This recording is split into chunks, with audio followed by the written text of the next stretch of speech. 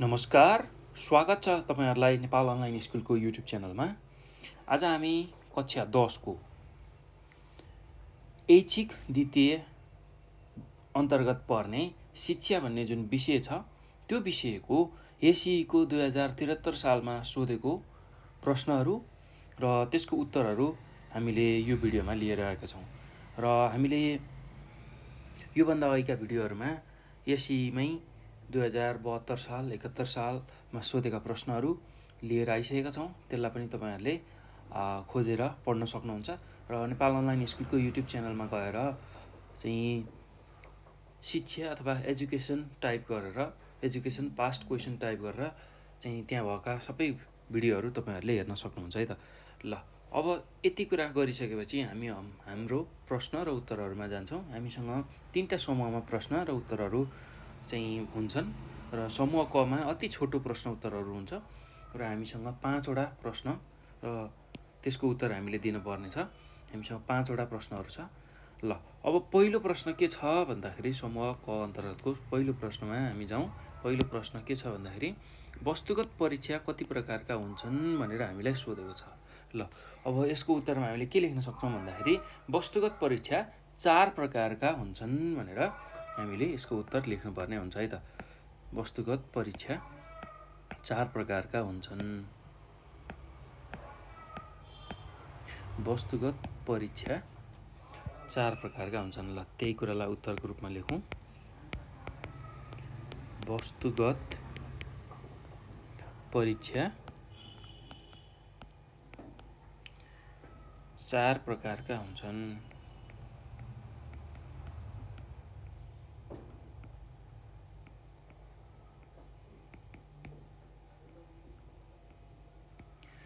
अब प्रश्न नम्बर 2 मा के सोधेको छ भन्दाखेरि प्रदर्शनी पार्टीको लम्बाई र चौडाइ कति हुन्छ भनेर सोधेको छ। ल अब प्रदर्शनी पार्टी जुन हुन्छ विद्यालयमा राखेको त्यसको लम्बाइ भनेको 5 फिट र चौडाइ भनेको 3.5 फिट हुन्छ है त। यो कुरा हामीले सम्झिनुपर्छ। लम्बाइ 5 फिट र चौडाइ 3.5 फिट हुन्छ भनेर सम्झिनुपर्छ है त। प्रदर्शनी पार्टी अर्थात् जुन कक्षा कोठामा राखेको प्रदर्शनी पार्टी हुन्छ त्यसको लम्बाइ 5 फिट र चौडाइ 3.5 फिट हुन्छ। ल त्यही कुरालाई लेखौँ यसको उत्तरमा। प्रदर्शनी पार्टीको लम्बाइ 5 फिट र चौडाइ 3.5 फिट हुन्छ भनेर हामीले लेख्न सक्छौँ है त। अब अर्को प्रश्नमा जाउँ। अर्को प्रश्न के छ भन्दाखेरि पूर्व बाल्य अवस्थाका कुनै 2वटा विशेषताहरू लेख्नुहोस् भनेर सोधेको छ। पूर्व बाल्य अवस्थाका 2टा विशेषतामा के पर्छ भन्दाखेरि अब यो चाहिँ खेल्ने उमेर हो अर्थात् खेलौनाको उमेर हो। त्यस्तै अर्को भनेको समस्यामूलक चाहिँ उमेर हो है त। समस्यामूलक उमेर हो र अरू पनि तपाईहरुले लेख्न सक्नुहुन्छ। जस्तै कि अब झगडालु उमेर पनि हो, त्यो पनि हामीले लेख्न सक्छौँ। त्यो चाहिँ केमा लेख्न सक्छौँ भन्दाखेरि उत्तर बाल्य अवस्थामा है त। पूर्व बाल्य अवस्थामा चाहिँ समस्यामूलक उमेर, किनभने एकदम सानो अवस्थामा चाहिँ उनीहरूलाई थाहा हुँदैन के गर्ने कसो गर्ने हो, त्यस्तो खालको समस्याहरू हुन्छ है त। त्यसैले अब पूर्व बाल्य अवस्थाका 2टा विशेषतामा के लेख्न सकियो भन्दा समस्यामूलक उमेर र खेलौनाको उमेर। ल यसको उत्तरमा पूर्व बाल्यावस्थाका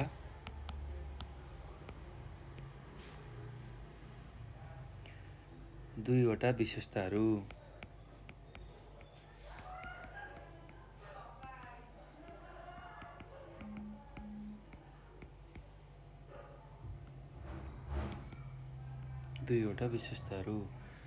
ल पहिलोमा के छ भन्दाखेरि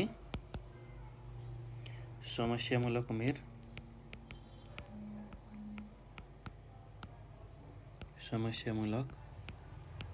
उमेर हो यो भनेको।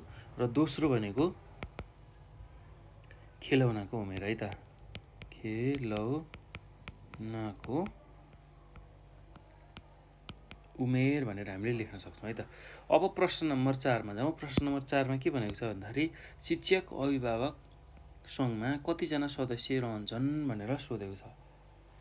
ल अब शिक्षक अभिभावक सङ्घमा बढीमा 11 सदस्य, त्यस्तै गरेर शिक्षक अभिभावक सङ्घको कार्यकारी समिति रहन्छ भनेर हामीले लेख्न सक्छौँ है त।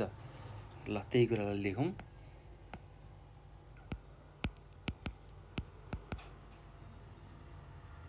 शिक्षक अभिभावक सङ्घमा बढीमा 11 सदस्य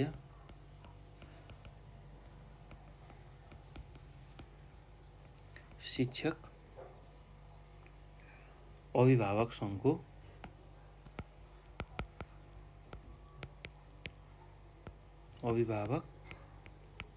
सङ्घको कार्यकारी समिति रहन्छ। कार्यकारी समिति रहन्छ। ल यति कुरा हामीले उत्तरमा लेख्न सक्छौँ है त। अब अर्को प्रश्नमा जाउँ। अर्को प्रश्न के छ भन्दाखेरि सन् 2020सम्म सबैका लागि शिक्षा घोषणापत्र थाइल्यान्डको कुन ठाउँमा जारी भएको थियो भनेर सोधेको छ।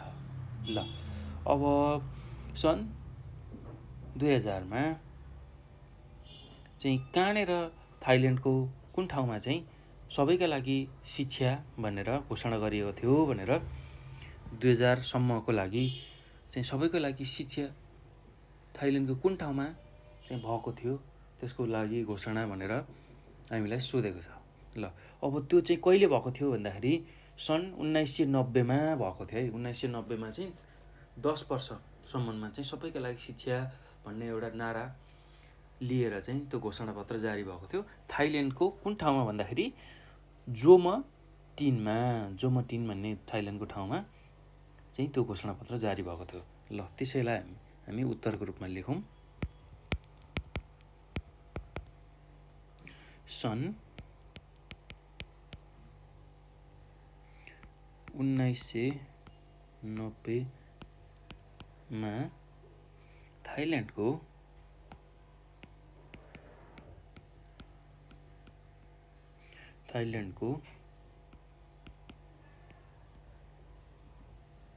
जोमटिनमा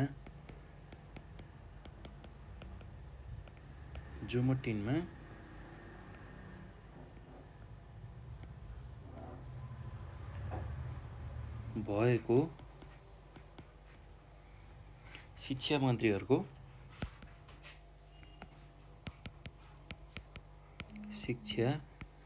मन्त्रीहरूको सम्मेलनले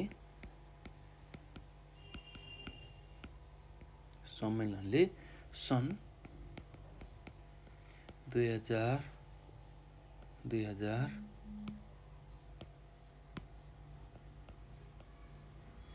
सम्म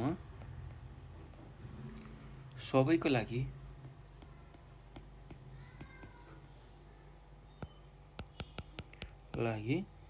शिक्षा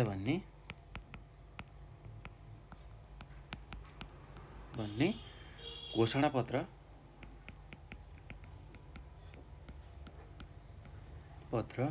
जारी गरेको थियो।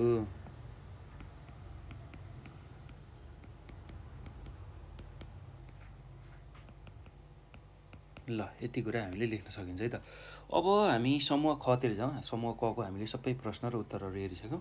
अब हामी समूह खमा जाउँ है। समूह खमा चाहिँ हाम्रो छोटो प्रश्न उत्तरहरू रहेको छ। ल अब पहिलो प्रश्न के छ भने शिक्षाका प्रकारहरू उल्लेख गरी कुनै एकको वर्णन गर्नुहोस् भनेर सोधेको छ।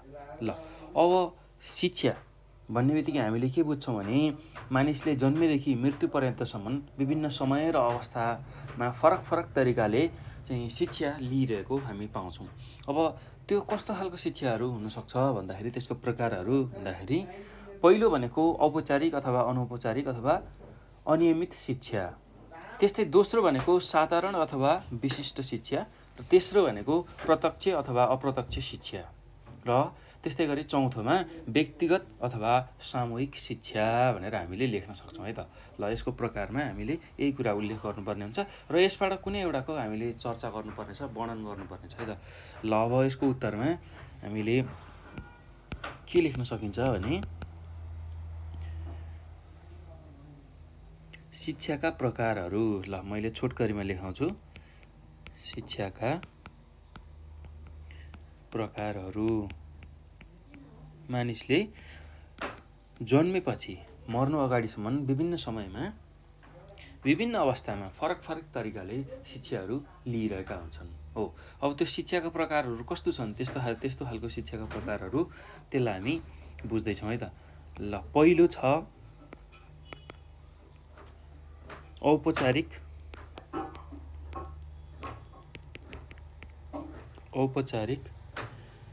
त्यसै गरी अनौपचारिक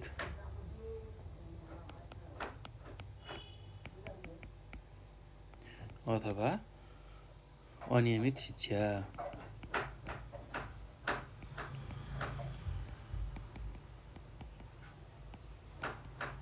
ल त्यस्तै गरी दोस्रोमा छ साधारण अथवा विशिष्ट शिक्षा।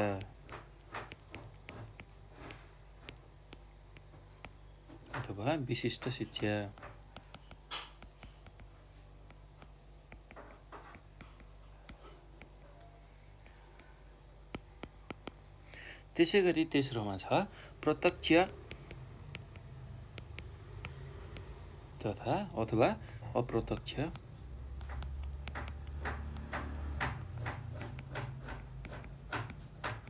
शिक्षा, र अर्कोमा व्यक्तिगत अथवा सामूहिक शिक्षा। ल यति कुरा तपाईँहरूले लेख्न सक्नुहुन्छ है त। अब यसमा कुनै एउटाको व्याख्या गर्नुहोस् भनेर हामीलाई प्रश्नले सोधेको छ। ल अहिले चाहिँ म अनौपचारिक अथवा अनियमित शिक्षाको बारेमा चर्चा गर्छु है त। अनौपचारिक अथवा अनियमित शिक्षाको बारेमा चर्चा गर्छु। यसलाई ध्यानपूर्वक सुन्नु होला है त। ल अब यसको बारेमा म एकदम राम्रोसँग व्याख्या गर्छु, भनिदिन्छु, तपाईँहरूले यसलाई ध्यानपूर्वक सुनेर लेख्न सक्नुहुन्छ है त। अब अनौपचारिक अथवा अनियमित शिक्षा भन्ने बित्तिकै हामीले के कुरा बुझ्नुपर्छ भने सिकारुको रुचि, चाहना र आवश्यकतामा आधारित भएर औपचारिकताभन्दा बाहिर रहेर प्रदान गरिने शिक्षालाई अनौपचारिक शिक्षा भनिन्छ। अनौपचारिक शिक्षा चाहिँ समसामयिक शिक्षा है, त्यो हामीले बुझ्नुपर्छ। अनौपचारिक शिक्षा भनेको समसामयिक शिक्षा हो। यो शिक्षा औपचारिक शिक्षाको विकल्प मात्र नभएर सहयोगी शिक्षा पनि हो। जुन औपचारिक शिक्षा छ त्यसको विकल्प मात्र नभएर सहयोगी शिक्षा पनि हो। त्यस्तै विद्यालय वा विद्यालयको औपचारिक संरचना बाहिर एक निश्चित उद्देश्य अनुरूप सञ्चालन गरिने शिक्षालाई अनौपचारिक शिक्षा भनेर हामीले लेख्न सक्छौँ है त। त्यस्तै अनौपचारिक शिक्षामा प्रवेशको बन्देज हुँदैन र यो वास्तविक सिकाइतर्फ उन्मुख हुन्छ। जुन हामीले अनौपचारिक शिक्षाहरू लिन्छौँ त्यो चाहिँ वास्तविक सिकाइतिर अग्रसर हुन्छ। किनभने औपचारिक शिक्षामा चाहिँ हामीले डिग्री हासिल गर्छौँ, त्यसै गरी सर्टिफिकेट हासिल गर्छौँ, तर अनौपचारिक शिक्षामा चाहिँ हामीले सिक्ने मात्रै हुन्छ है, सिकाइलाई मात्रै बढी प्राथमिकता दिइन्छ। त्यही भएर यसलाई हामीले के भन्न सक्छौँ भन्दाखेरि यो चाहिँ सिकाइमा आधारित शिक्षा भनेर भन्न सक्छौँ। त्यस्तै सहभागीको रुचि, आवश्यकता र क्षमताका आधारमा औपचारिक शिक्षा दिइन्छ भने यसले सिकारुको तात्कालिक आवश्यकतामा जोड दिई उसको सुसुप्त अवस्थामा रहेको जुन क्षमता छ त्यो क्षमतालाई चाहिँ प्रस्फुटन गर्ने काममा मद्दत पुर्याउँछ। त्यस्तै प्रौढ शिक्षा, महिला शिक्षा कार्यक्रम, त्यसै गरी नवसाक्षर कार्यक्रम हो। यस्तो खालको चाहिँ अनौपचारिक शिक्षा भयो है त। प्रौढ शिक्षा जुन चाहिँ अलिकता उमेर गइसकेका बुढापाकाहरूलाई दिइन्छ, जसले चाहिँ आफ्नो पढ्ने उमेरमा पढ्न पाएनन् र त्योभन्दा पछि उनीहरूलाई पढ्नु पऱ्यो भने त्यति बेला उनीहरूलाई प्रौढ शिक्षा दिइन्छ। त्यस्तै महिला शिक्षा, महिलाहरूलाई शिक्षा दिने। त्यस्तै गरी नवसाक्षर कार्य पनि यही अन्तर्गत पर्दछ है त। ल यति कुरा चाहिँ हामीले अनौपचारिक अथवा अनियमित शिक्षामा लेख्न सक्नुपर्छ है त। एकदम सजिलो छ र यसलाई आफै मिलाएर आफ्नो भाषामा लेख्नलाई एकदम सजिलो छ, केही गाह्रो छैन। ल अब यो पछि हामी अर्को प्रश्नमा जान्छौँ। अर्को प्रश्न के छ भन्दाखेरि सर्वाङ्गीण राष्ट्रिय शिक्षा समितिको प्रतिवेदन 2018ले सिफारिस गरेका मुख्य 5 सिफारिसहरू उल्लेख गर्नुहोस् भनेर सोधेको छ। ल अब यसमा हामीले के कुराहरू समावेश गर्न सक्छौँ, के कुराहरू लेख्न सक्छौँ भन्दाखेरि नेपाल राष्ट्रिय शिक्षा योजना आयोग 2021ले पेश गरेको कतिपय सुझावहरू लागू भएका थिए भने कतिपय लागू हुन सकिरहेका थिएनन् हो। अब यस्तो अवस्थामा सरकारले विक्रम सम्वत 2018 सालमा शिक्षा मन्त्रीको अध्यक्षतामा 11 सदस्यीय रहेको सर्वाङ्गीण राष्ट्रिय शिक्षा समिति गठन गरेको थियो। यस समितिले दिएको अब प्रतिवेदनहरू कस्तो छन् भन्दाखेरि पहिलो प्रतिवेदनमा के लेख्न सकिन्छ भन्दाखेरि देशैभरि एकै प्रकारको शिक्षा पद्धति लागू गर्ने। त्यसै गरी दोस्रो प्रतिवेदनमा के छ भन्दाखेरि दोस्रो सिफारिस के छ भन्दाखेरि प्राथमिक शिक्षालाई देशभर निःशुल्क एवं अनिवार्य गर्ने। त्यस्तै गरी यसको तेस्रो सिफारिस भनेको शिक्षाको माध्यम एउटै गर्ने र त्यसको अर्को सिफारिस भनेको व्यावसायिक तथा प्राविधिक शिक्षामा विशेष जोड दिने र यसको अर्को सिफारिस भनेको संस्कृत शिक्षालाई प्रोत्साहन दिने भनेर हामीले लेख्न सक्छौँ है त। ल त्यही कुरालाई लेख्दै जाउँ, एकदम सजिलो छ यसको उत्तर। ल हामीलाई के सोधेको छ प्रश्नले भन्दाखेरि सर्वाङ्गीण राष्ट्रिय शिक्षा समितिको प्रतिवेदन 2018ले सिफारिस गरेका मुख्य 5 सिफारिसहरू उल्लेख गर्नुहोस् भनेको छ। अब यसमा हामीले के लेख्छौँ भन्दा सुरुमा नेपाल राष्ट्रिय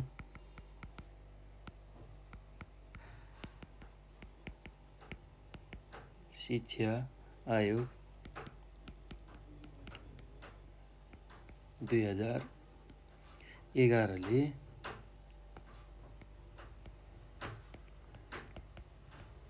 पेश गरेका कतिपय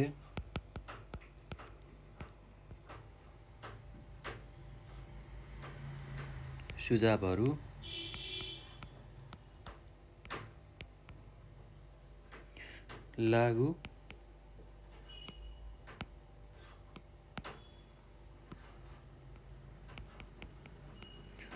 लागू भएका थिए भने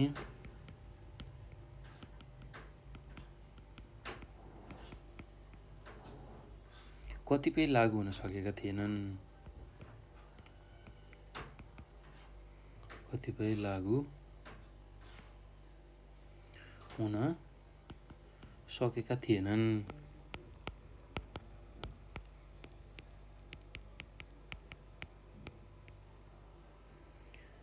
अतः सरकारले विक्रम सम्वत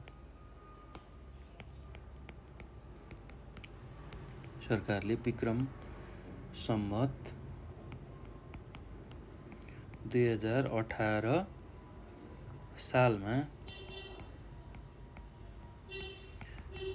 शिक्षा मन्त्रीको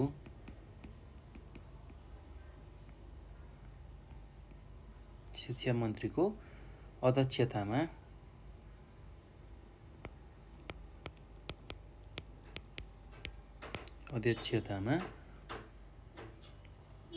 11 सदस्य रहेको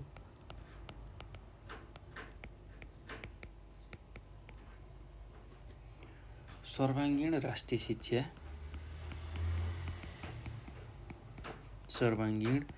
राष्ट्रिय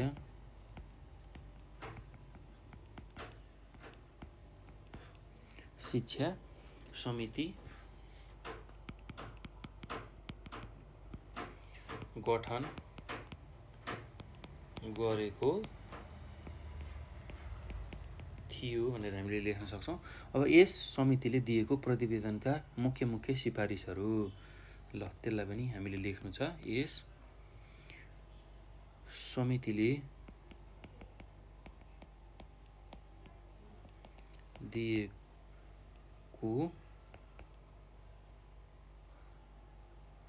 प्रतिवेदनका अनुसार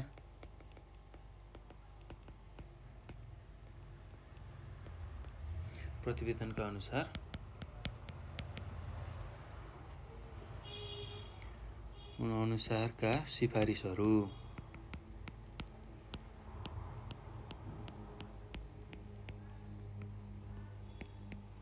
ल अब पहिलो सिफारिस के थियो भन्दाखेरि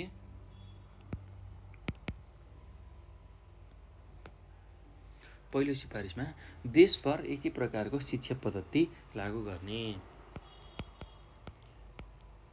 देशभर एकै प्रकारको शिक्षा पद्धति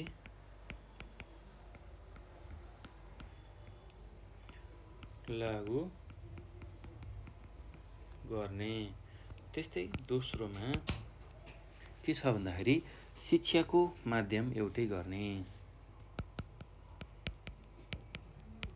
शिक्षाको माध्यम एउटै गर्ने। त्यसै गरी तेस्रोमा प्राथमिक शिक्षालाई देशभर निःशुल्क एवं अनिवार्य गर्ने। प्राथमिक शिक्षालाई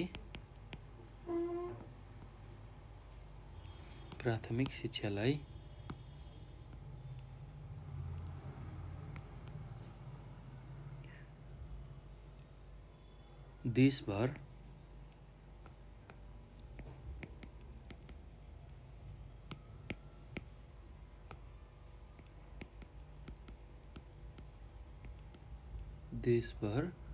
निःशुल्क एवं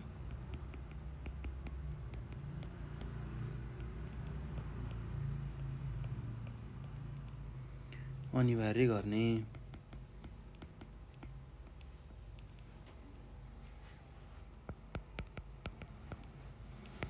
त्यस्तै अर्को के छ भन्दाखेरि व्यावसायिक तथा प्राविधिक शिक्षामा विशेष जोड दिने।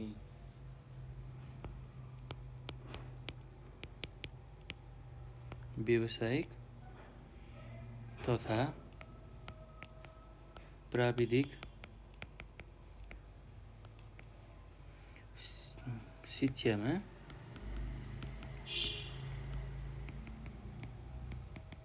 विशेष जोड दिने।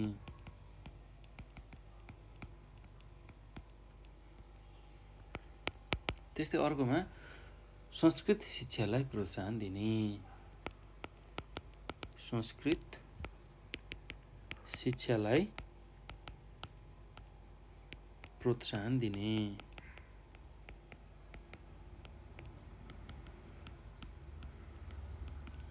ल यति कुरा चाहिँ हामीले यसको उत्तरमा लेख्न सक्छौँ है त। अब अर्को प्रश्नमा जाउँ। अर्को प्रश्न के छ भन्दाखेरि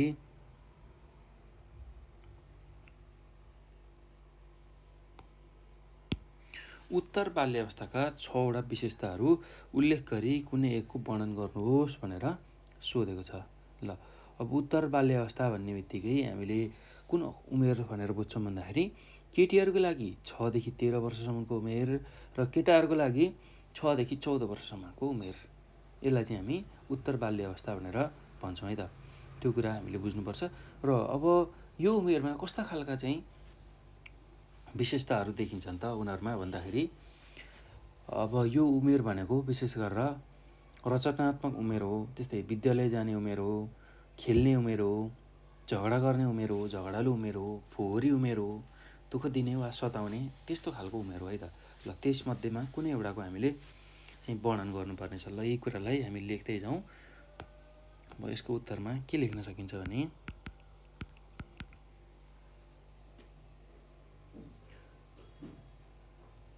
केटीहरूको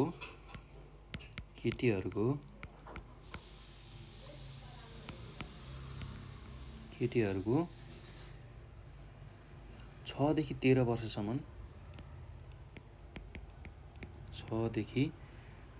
वर्षसम्म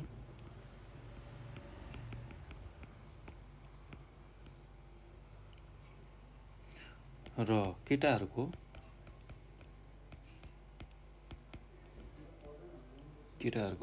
6 देखि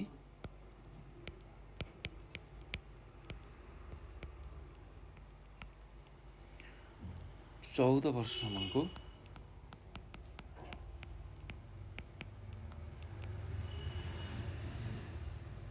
उमेरलाई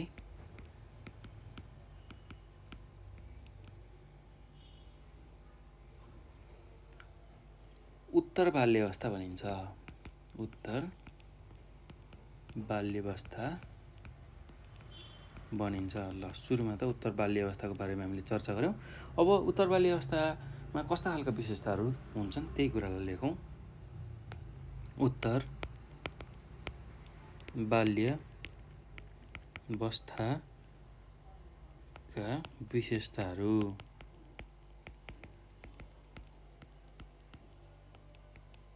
ल अब पहिलो विशेषता के छ भन्दाखेरि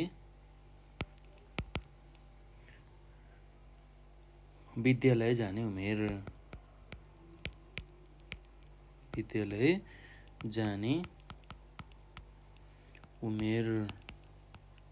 त्यस्तै दोस्रो भनेको दुःख दिने वा सताउने उमेर। दुःख दिने वा सताउने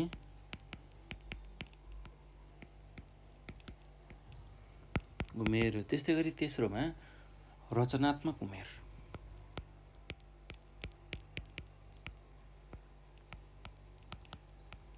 त्यसै गरेर अर्कोमा छ झगडालु उमेर।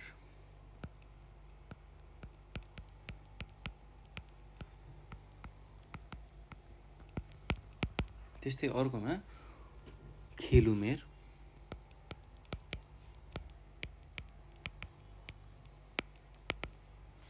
त्यसै गरी अर्कोमा फोहोर उमेर।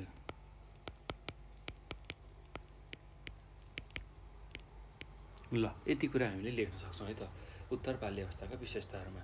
अब यसमध्येमा कुनै एउटाको हामीले व्याख्या गर्नुपर्ने छ र अहिले म रचनात्मक उमेरको बारेमा चर्चा गर्छु है त। रचनात्मक उमेरको बारेमा चर्चा गर्छु। ल के हुन्छ त यो उमेरमा? रचनात्मक उमेरमा के कुराहरू हुन्छ, कस्तो खालको उमेर हो यो, त्यसको बारेमा बुझौँ है त। ल यसलाई ध्यानपूर्वक सुन्नु होला, म यसको उत्तर भन्छु यसमा के कुराहरू लेख्न सकिन्छ भनेर। आफ्ना समूहका साथी र वयस्कहरूले विरोध नगरेमा यस अवस्थामा बालबालिकाले विभिन्न नौला रचनात्मक कार्यहरू गर्छन्। ल आफ्नो साथीहरूले नगिज्याउने नहोच्याउने, उसले गरेको कामहरूलाई प्रोत्साहन गर्ने हो। यस्तो गर्यो भने प्रत्येक बालबालिकाले नयाँ नयाँ सृजनात्मक कामहरू गर्न सक्छ है त। र त्यो कुरा हामीले बुझ्नुपर्छ। र सृजनात्मक क्षमता चाहिँ पूर्व बाल्य अवस्थाबाट नै सुरु हुने भएकाले यस अवस्थामा उनीहरू थुप्रै रचनात्मक कार्यहरू गर्न सक्छन्।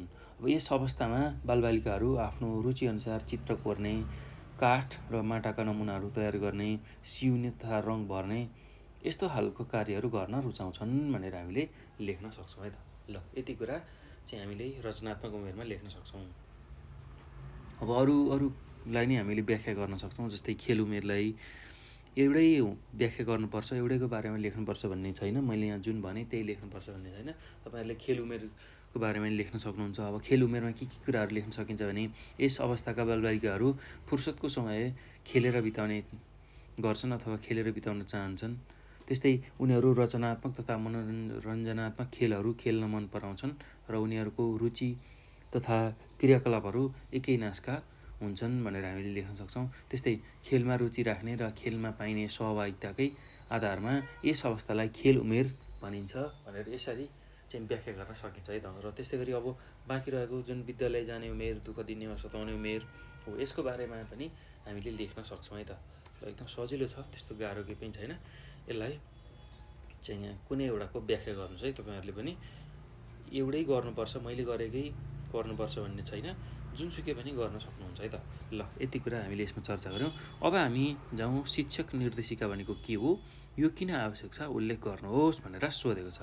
ल अब यसको उत्तरमा के हुन्छ भन्दाखेरि यसको उत्तर के कुराहरू लेख्न सकिन्छ भन्दाखेरि अब सुरुमा त शिक्षक निर्देशिका भनेको के हो त्यो कुरा हामीले बुझ्नु पऱ्यो है त। पाठ्यक्रमले अपेक्षा गरेका आवश्यकता अथवा उद्देश्य पूर्ति गर्नका लागि पाठ्यक्रम र पाठ्यपुस्तकको प्रभावकारी प्रयोग गर्न सघाउने महत्त्वपूर्ण शैक्षणिक सामग्री नै शिक्षक निर्देशिका हो भनेर हामीले भन्न सक्छौँ है त, लेख्न सक्छौँ। ल अब शिक्षक निर्देशिकालाई एक प्रकारको शिक्षक मित्र पनि भनिन्छ भनेर हामीले थप्न सक्छौँ। त्यस्तै शिक्षण कार्यलाई सरल, सहज र प्रभावकारी बनाउनका लागि शिक्षक निर्देशिका महत्त्वपूर्ण सामग्री हो। यसले शिक्षणमा आइपर्ने समस्या एवं कठिनाइहरूको समाधान गर्न निर्देशन दिन्छ भनेर हामीले लेख्न सक्छौँ। ल अब यति कुरा लेखिसकेपछि अर्को के कुरा नि थप्न सकिन्छ भन्दाखेरि यसको आवश्यकता किन छ भन्दाखेरि अब शिक्षक निर्देशिकामा शिक्षकले कुन दिन कुन पाठ अध्यापन गराउने, त्यस्तै यसका लागि कस्ता खालका सामग्रीहरूको प्रयोग गर्ने, कुन विधि अपनाउने र मूल्याङ्कन कसरी गर्ने भन्ने कुराहरू उल्लेखित हुन्छ र यसैका आधारमा चाहिँ शिक्षकले सबै कुराहरू गर्छ। पढाउनेदेखि मूल्याङ्कन गर्नेसम्मको सबै कुराहरू गर्ने भएको हुनाले यो एकदमै आवश्यक छ है त। यो कुरा हामीले छुटाउनु भएन। र अब शिक्षा सम्बन्धी जुन मुख्य कुराहरू समावेश हुने भएकाले शिक्षण निर्देशिकाले शिक्षणलाई योजनाबद्ध, त्यस्तै उद्देश्यपूर्ण र व्यावहारिक बनाउन सहयोग पुर्याउँछ भनेर हामीले यसको महत्त्वमा लेख्न सक्छौँ है त। अब अर्को कुरा यसमा के थप्न सकिन्छ भने शिक्षक निर्देशिकाको प्रयोग गर्न चाहिँ कुन क्षेत्रमा सकिन्छ अथवा कुन कार्यको लागि त्यो प्रयोग गरिन्छ भन्ने कुरा पनि हामीले बुझ्न सकिन्छ। अब यसको प्रयोग भनेको विशेष गरेर केमा प्रयोग हुन्छ भन्दाखेरि विभिन्न प्रकारका शिक्षण योजना निर्माण र प्रयोग गर्न प्रयोग हुन्छ। त्यस्तै विद्यार्थी केन्द्रित शिक्षण विधिको छनौट र प्रयोग गर्न चाहिँ प्रयोग भएको हुन्छ। त्यसै गरी उपयुक्त शिक्षण सामग्रीको छनौट र प्रयोग गर्न प्रयोग हुन्छ। र अर्को भनेको विद्यार्थी केन्द्रित शिक्षण क्रियाकलापहरू चयन गरी व्यवहारमा ल्याउन पनि यसको प्रयोग हुन्छ भनेर हामीले लेख्न सक्छौँ। ल अब त्यसै गरी 10 नम्बरको प्रश्नमा जाउँ। 10 नम्बरको प्रश्नमा के सोधेको छ भन्दाखेरि शिक्षण सिकाइमा सहयोग पुर्याउने 4वटा शैक्षिक सूचना प्रविधिहरू के हुन्, कुनै एकको वर्णन गर्नुहोस् भनेर सोधेको छ। ल अब शिक्षण सिकाइमा अर्थात् पढाउने कुरामा सहयोग पुर्याउने जुन शैक्षिक सूचनाहरू के हुन् त, त्यही कुराको बारेमा हामीलाई सोधेको छ है त। ल अब यसलाई के गरी लेख्न सकिन्छ, यसको उत्तरमा के लेख्न सकिन्छ भने अब सूचना प्रविधि अन्तर्गत के कुराहरू पर्छन् भन्दाखेरि पहिलोमा पत्र पत्रिका, त्यस्तै दोस्रोमा कम्प्युटर तथा इन्टरनेट, त्यसै गरी चलचित्र अथवा टेलिभिजन अथवा रेडियो तथा टेप रेकर्डर हो। यी कुरा चाहिँ शिक्षण सिकाइमा प्रयोग हुन्छ है त। यस्ता खालका सूचना प्रविधिहरू चाहिँ शिक्षण सिकाइमा प्रयोग हुन्छ, पढाउँदाखेरि प्रयोग हुन्छ। के प्रयोग हुने रहेछ? पत्र पत्रिका, कम्प्युटर तथा इन्टरनेट, चलचित्र तथा टेलिभिजन र त्यसै गरी रेडियो तथा टेप रेकर्डर। ल यति कुरा चाहिँ हामीले लेख्नुपर्ने हुन्छ है त यसको उत्तरमा। ल त्यही कुरालाई लेख्दै जाउँ र त्यो मध्येमा कुनै एउटाको वर्णन पनि हामीले गर्नु छ। ल सुरुमा यसलाई लेखौँ। ल सूचना प्रविधि अन्तर्गत के पक्षहरू पर्छन् भनेर हामीलाई सोधेको छ। ल त्यही कुरा लेखौँ। शिक्षण सिकाइमा सहयोग पुर्याउने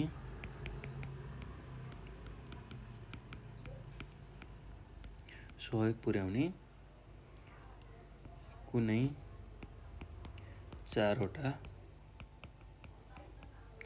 शैक्षिक सूचना प्रविधिहरू।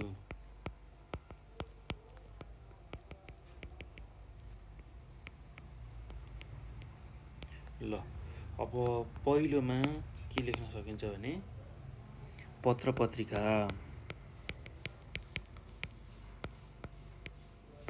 त्यस्तै दोस्रोमा कम्प्युटर तथा इन्टरनेट,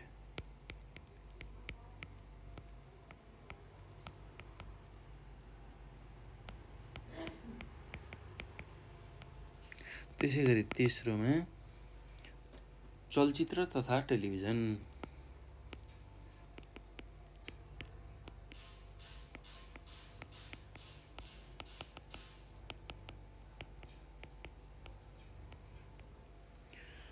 त्यसै गरी अर्को भनेको रेडियो तथा टेप रेकर्डर।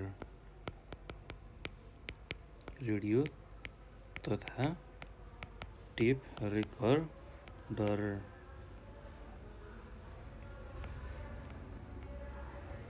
ल यति कुरा हामीले यसमा लेख्न सक्छौँ है त।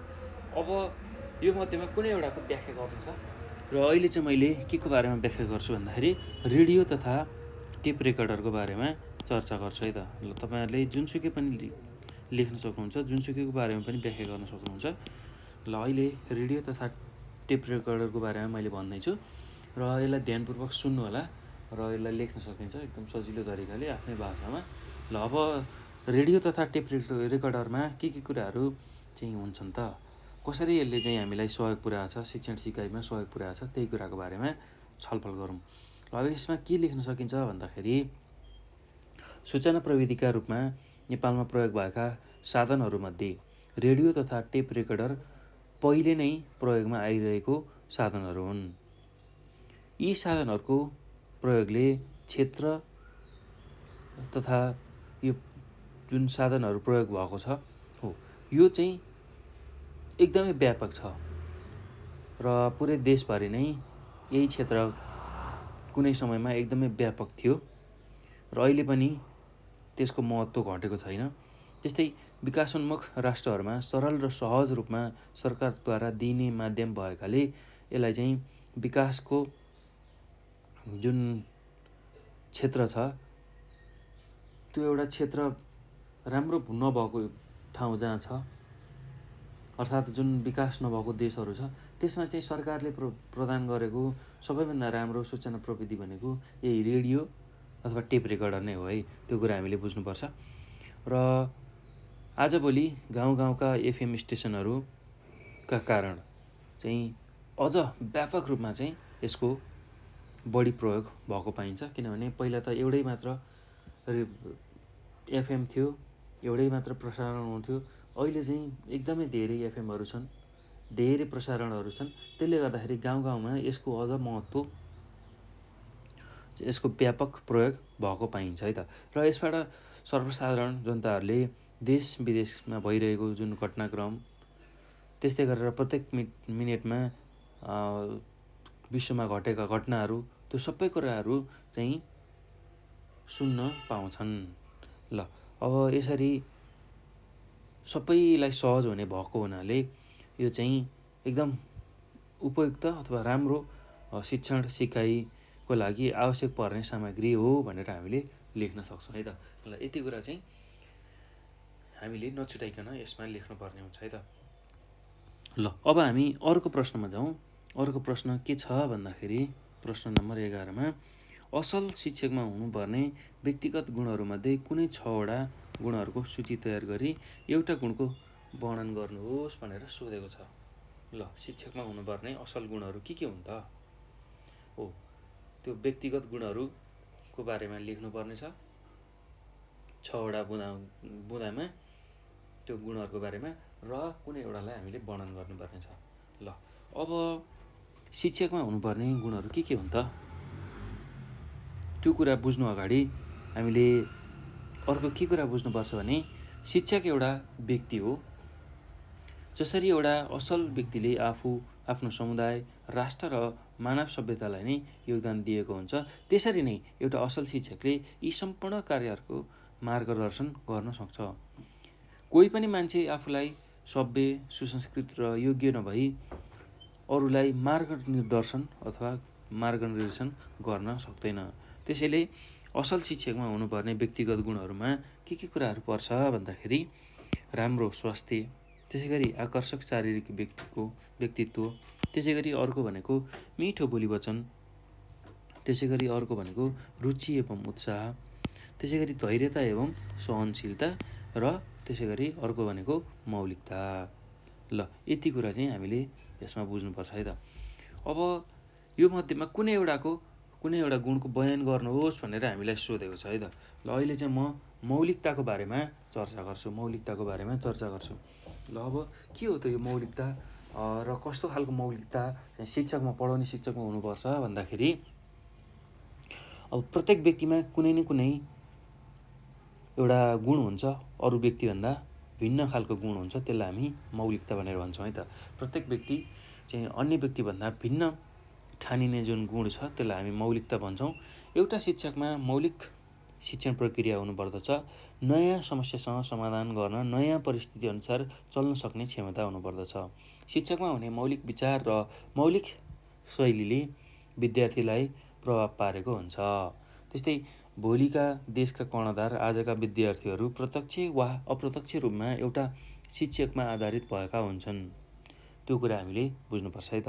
त्यस्तै शिक्षकको असल र खराब बानीले विद्यार्थीको भोलिको भविष्य अर्थात् मार्गचित्र तयार गर्ने भएकाले एउटा मौलिक तथा क्षमतावान शिक्षकले विद्यार्थीको अन्तर्निहित मौलिकपन अर्थात् गुणलाई उजागर गर्न धेरै महत्त्वपूर्ण भूमिका खेल्छ भनेर हामीले यसको उत्तरमा लेख्न सक्छौँ है त। ल, एकदम सहज छ, केही पनि गाह्रो छैन। ल, यति कुरा तपाईँहरूले यसमा लेख्नु होला है त।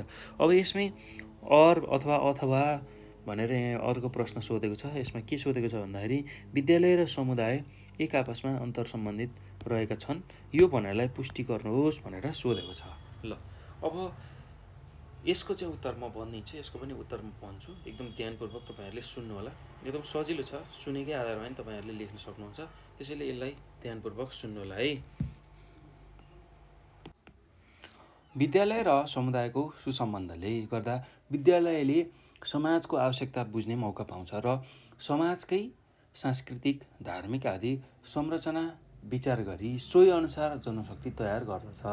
यसै गरी समुदायले पनि विद्यालयको भौतिक र आर्थिक आवश्यकता पुरा गर्न महत्त्वपूर्ण सहयोग पुर्याउँछ।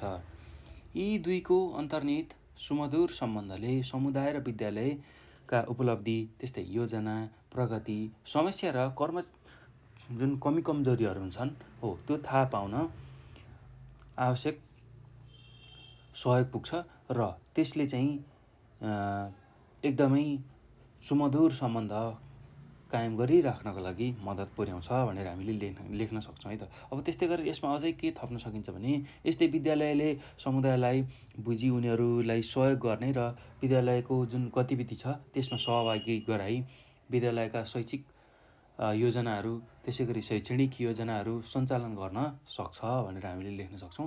र यसै गरी यी दुईको सम्बन्धले समुदायलाई विद्यालयको र विद्यालयलाई समुदायको आवश्यक भार र दबाव नपरी शैक्षिक प्रक्रिया सजिलै सम्पन्न गर्न सकिन्छ भनेर हामीले लेख्न सक्छौँ है त। र एक अर्काका पूरक हुन्छन् है समुदाय र विद्यालय। विद्यालयलाई चलाउनको लागि समुदाय चाहिन्छ र समुदायकै सहयोगले नै विद्यालय चल्ने भएको हुनाले यिनीहरूको एकदमै राम्रो सुसमधुर सम्बन्ध हुनुपर्छ, आवश्यक पर्छ भनेर हामीले लेख्न सक्छौँ है त। अब यी दुईको सम्बन्धले समुदायलाई विद्यालयको र विद्यालयलाई समुदायको आवश्यक भार र दबाव नपरी शैक्षिक प्रक्रिया सजिलै सम्पन्न गर्न सकिन्छ। तसर्थ विद्यालय र समुदायको सुमधुर र एकदम राम्रो सम्बन्धले विद्यालयको विकासमा सहयोग पुग्छ भनेर हामीले यसमा लेख्न सक्छौँ है त। ल, यति कुरा तपाईँहरूले लेख्नु होला। अब यो पछि हामी अर्को प्रश्नमा जान्छौँ। उत्प्रेरणा भनेको के हो? उत्प्रेरणा प्रभाव पार्ने तत्त्वहरू उल्लेख गरी कुनै एउटाको वर्णन गर्नुहोस् भनेर सोधेको छ। ल, एकदम सजिलो छ, केही पनि गाह्रो छैन। उत्प्रेरणा भनेको के हो भनेर सोधेको छ र उत्प्रेरणा प्रभाव पार्ने तत्त्वहरू के हुन् उल्लेख गर्नु भनेको छ।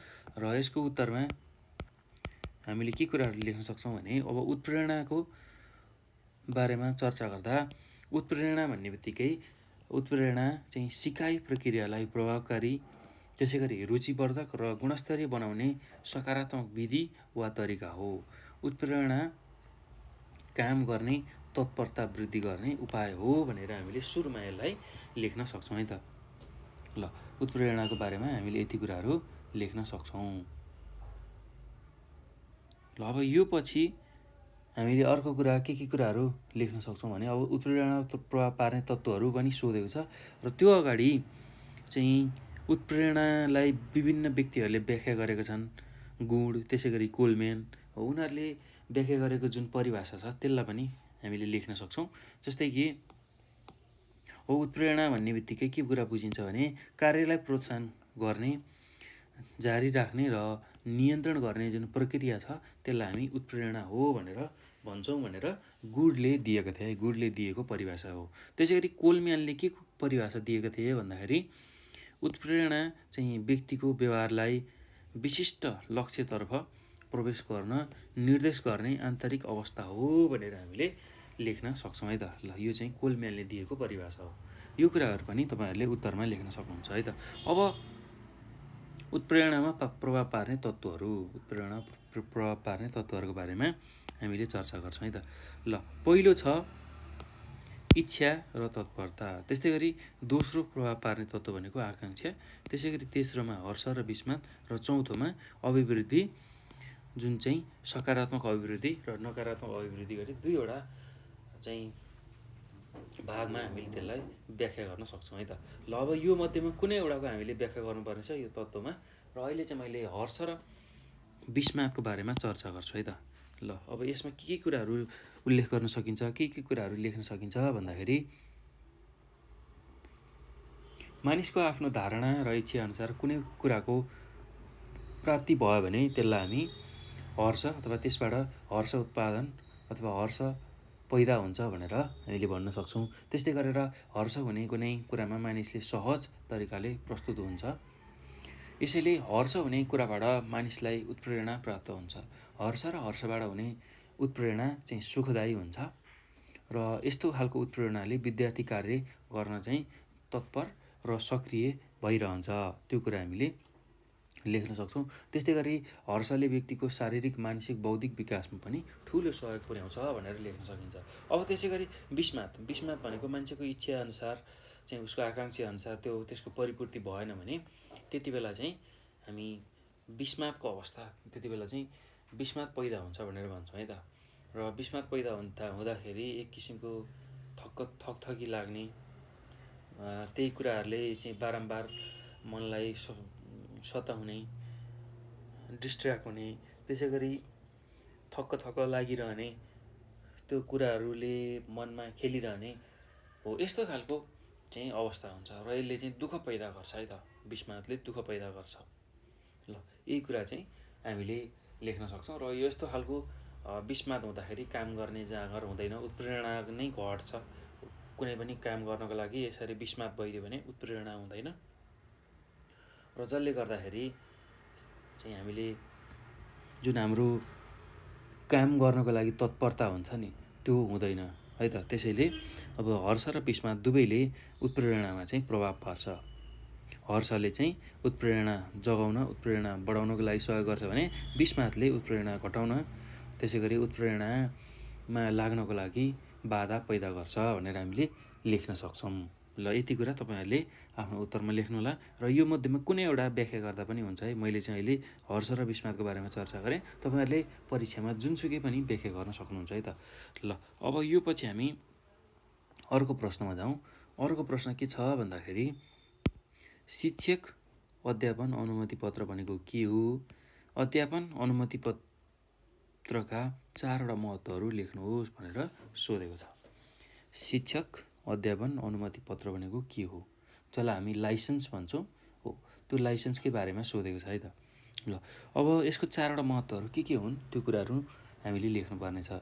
अब यसमा हामीले के उत्तर लेख्न सक्छौँ भन्दाखेरि अध्ययन अथवा जुन शिक्षकले अध्यापन गराउँछ, विद्यार्थीले अध्ययन गर्छ, विद्यार्थीले अध्ययन गर्नको लागि शिक्षकले पढाउनुपर्छ, अध्यापन गर्नुपर्छ हो। त्यो अध्यापन गर्नको लागि अनुमति पत्रको आवश्यकता तथा महत्त्व एकदमै ठुलो हुन्छ है त। त्यसैले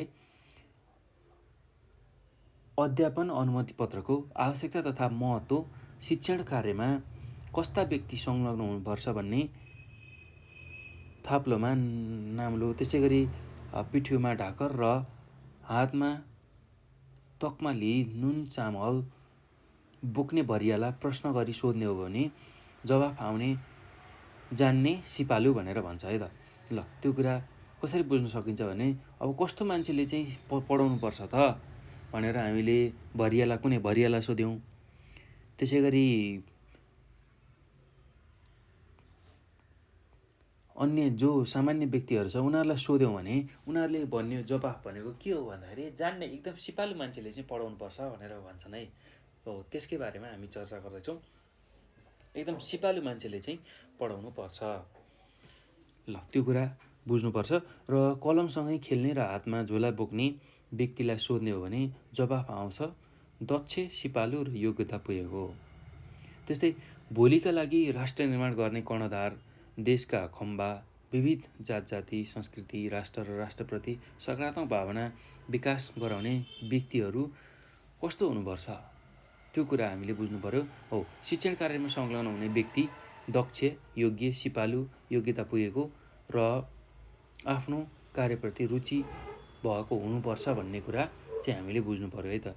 अब शिक्षण अध्यापन अनुमति पत्र भनेको त्यस्तो खालको व्यवस्था हो जहाँ चाहिँ उसले पढाउनको लागि एक किसिमको चाहिँ एउटा परीक्षा उत्तीर्ण गरेर त्यसमा चाहिँ ऊ सबल छ भन्ने प्रमाणिकता हुनुपर्छ है त। कुनै एउटा परीक्षा दिएर चाहिँ अब ऊ पढाउनको लागि योग्य छ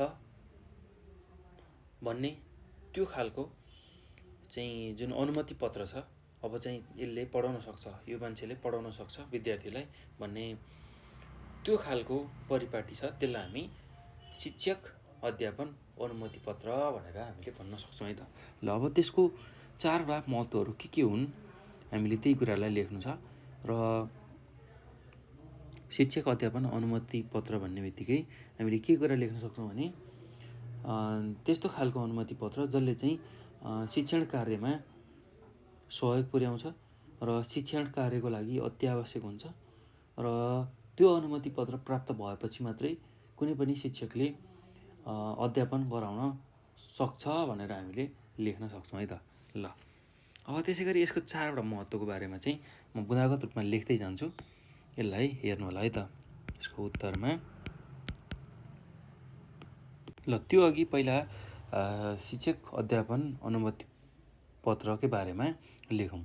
ल अब त्यसमा के लेख्न सकिन्छ भन्दाखेरि अध्यापन गर्नका लागि, अध्यापन अर्थात् पढाउनका लागि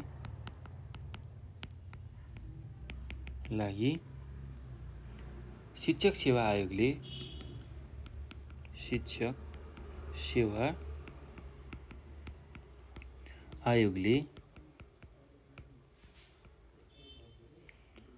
प्रक्रिया पुर्याई प्रदान गर्ने इजाजत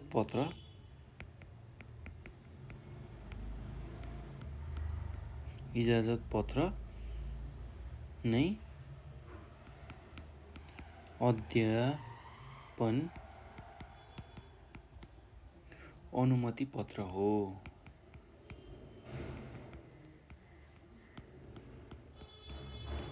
जसलाई हामी टिचिङ लाइसेन्स भनेर भन्छौँ है।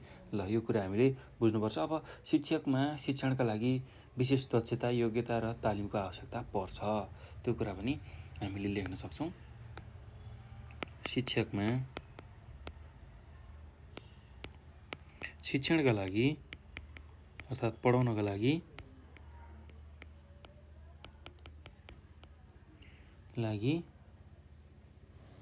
विशेष दक्षता,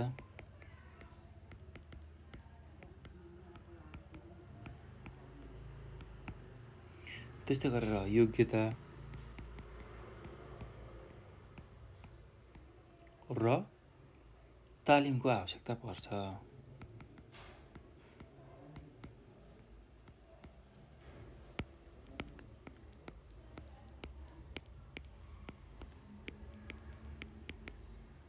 ल यो कुरा हामीले लेख्न सक्छौँ है त। अब जो शिक्षक छ, पढाउने मान्छे, उसँग चाहिँ कस्तो खालको गुणहरू हुनुपर्छ भन्दाखेरि ऊ दक्ष, त्यस्तै योग्य, सिपालु, योग्यता पुगेको र आफ्नो कार्यप्रति रुचि भएको हुनुपर्छ भन्ने कुरा चाहिँ हामीले बुझ्नु पर्यो है त। ल अब यो पछि शिक्षण जुन अथवा अध्यापन अनुमति पत्रका महत्त्वहरू भनेर हामीले लेख्नुपर्ने छ, यसको बारेमा हामीलाई सोधेको छ, त्यही कुरालाई हामी लेखौँ है त। अध्यापन अनुमति पत्रका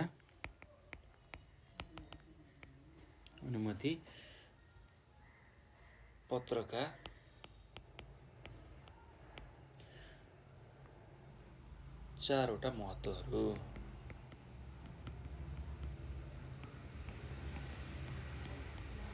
ल अब पहिलो महत्त्व के छ भन्दाखेरि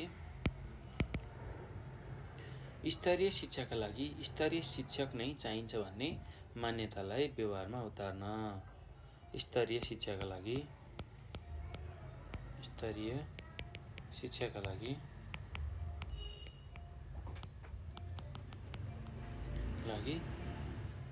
स्तरीय शिक्षक नै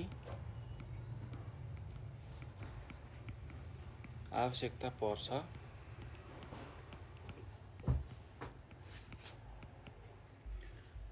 भन्ने मान्यतालाई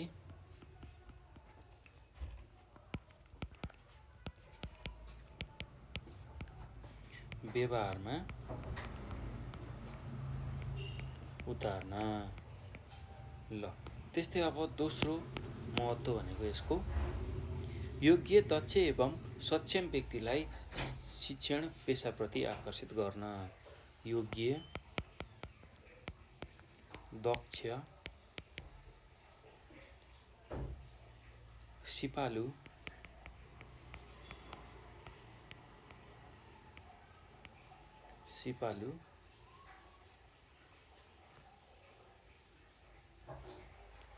एवं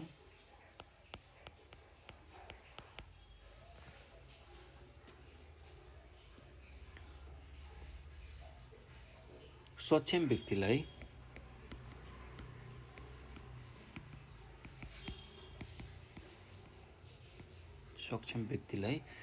शिक्षण पेसाप्रति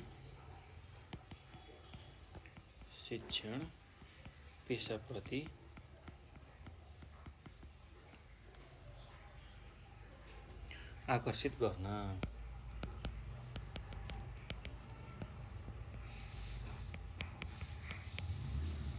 ल त्यस्तै अर्को बुँदामा के लेख्न सकिन्छ भन्दाखेरि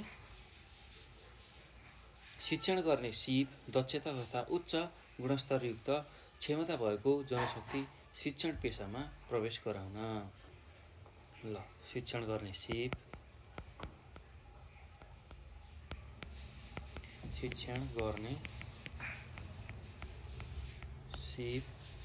त्यसै गरी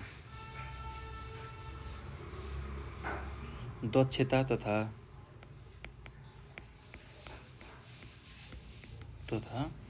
उच्च गुणस्तरयुक्त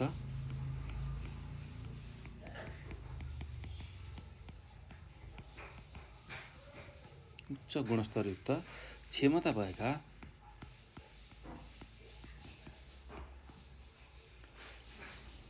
जनशक्ति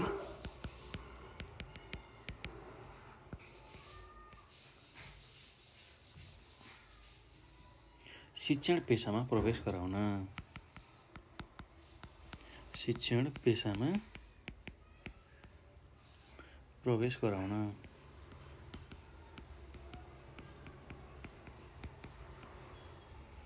त्यस्तै अर्को भनेको शिक्षण सिकाइ कार्यलाई अर्थपूर्ण, सरल, रोचक र उद्देश्यमूलक बनाउन। शिक्षण सिकाइ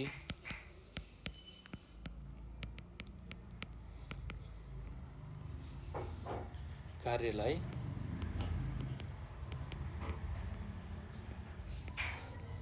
अर्थपूर्ण, त्यसै गरी सरल, त्यसै गरी रोचक र उद्देश्यमूलक बनाउन।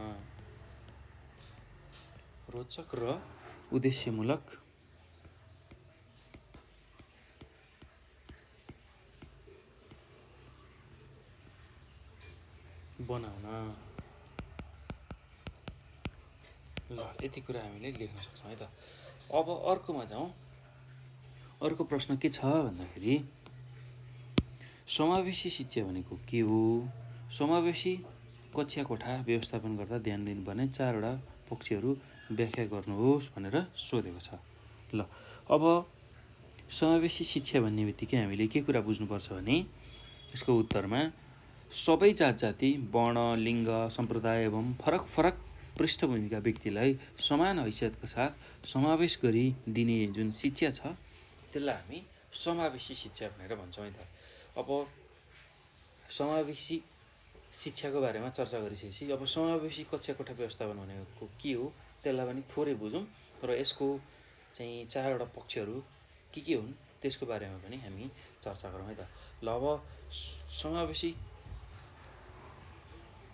शिक्षा बुझिसकेपछि कक्षा कोठाको जुन व्यवस्थापन छ त्यो भनेको बुझ्नको लागि हामीले के कुरा थाहा पाउनुपर्छ भने कक्षामा शिक्षण सिकाइ क्रियाकलापलाई सहज रूपमा सञ्चालन गर्नका लागि कक्षा कोठाको आकार, त्यसै गरी विद्यार्थीहरूको लागि आवश्यक पर्ने भौतिक व्यवस्थापन, प्रकाशको उपलब्धता आदि जुन पक्षको व्यवस्थापन छ त्यसलाई हामी चाहिँ कक्षा कोठाको व्यवस्थापन भनेर भन्छौँ है त।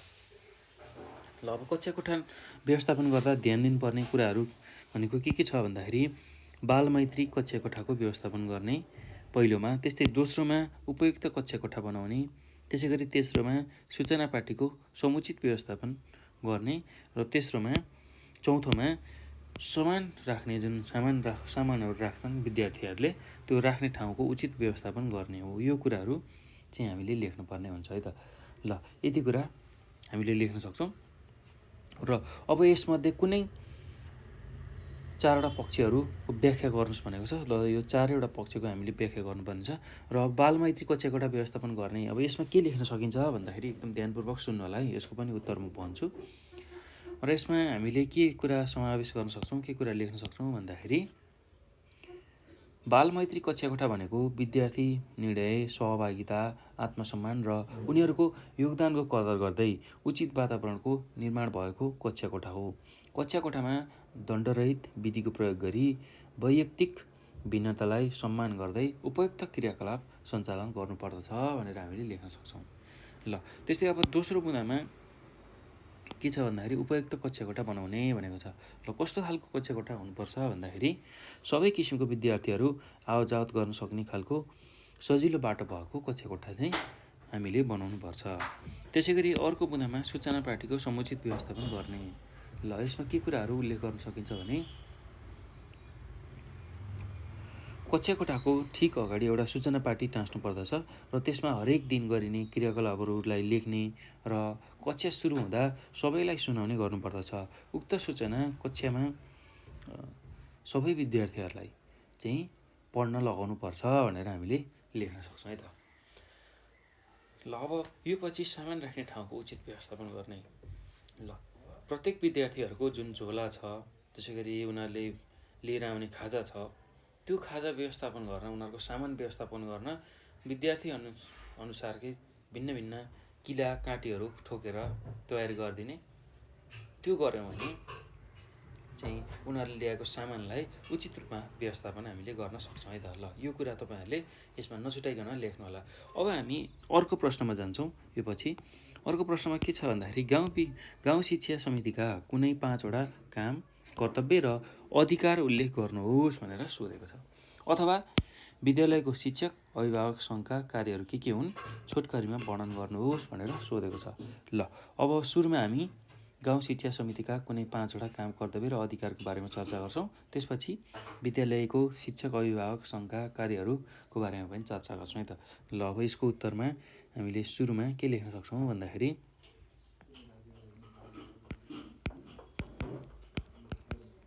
ल पहिलो उत्तर लेखौँ है हामी। गाउँ शिक्षा समितिका कुनै 5वटा कामहरू। गाउँ शिक्षा समितिका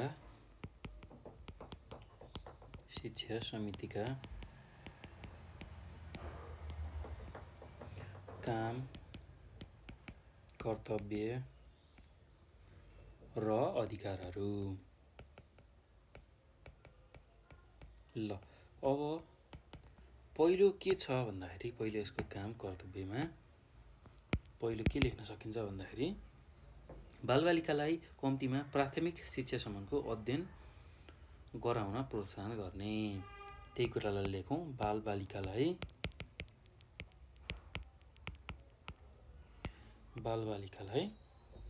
कम्तीमा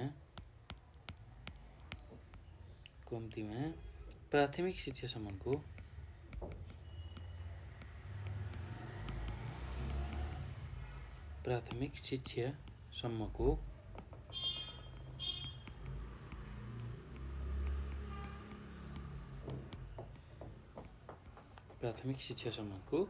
अध्ययन गराउन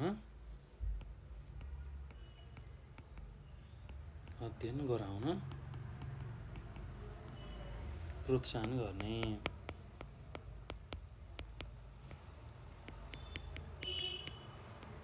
त्यस्तै दोस्रोमा विद्यालय भर्ना भएका वा नभएका बालबालिकाहरू लगायत अन्य व्यक्तिको उमेर, जात, लिङ्ग समेतको आधारमा विवरण बनाई अथवाधिक गराइराख्ने। ल को विद्यालय गएको छन्, को गएको छैन, त्यो कुराहरूको चाहिँ रेकर्ड राख्ने है त। त्यही कुरालाई लेखौँ। विद्यालय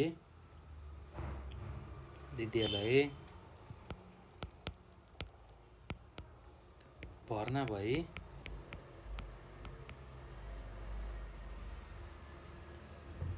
भएका अथवा नभएका त्यो कुरा लेख्न सकिन्छ। भर्ना भएका वा नभएका बालबालिकाहरू लगायत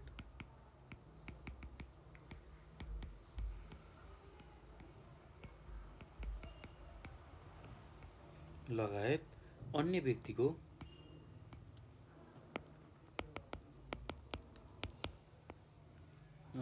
उमेर, त्यसै गरी जात, लिङ्ग समेतको आधारमा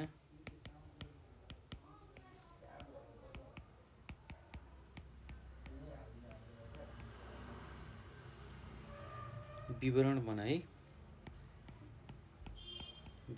बनाइराख्ने।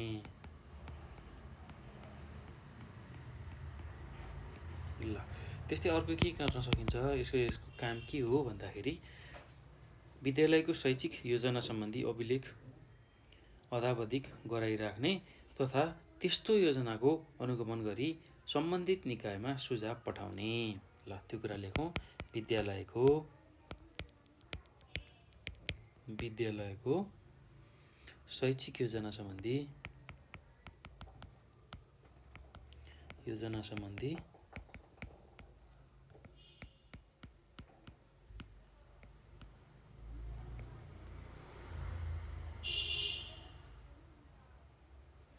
अभिलेख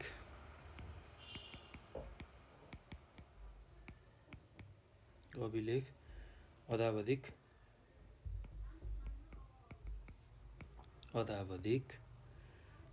गराइराख्ने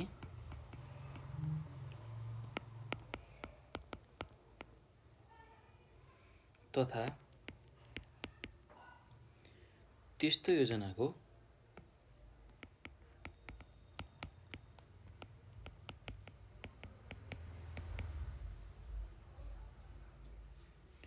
अनुगमन गरी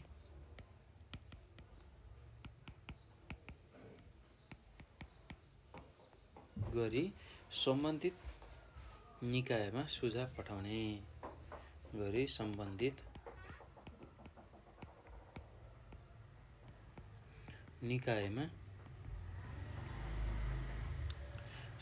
पठाउने।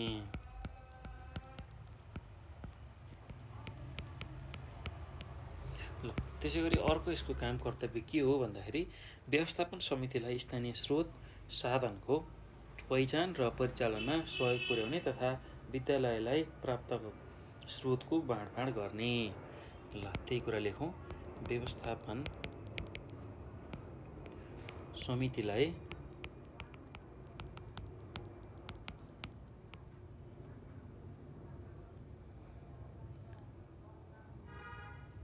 स्थानीय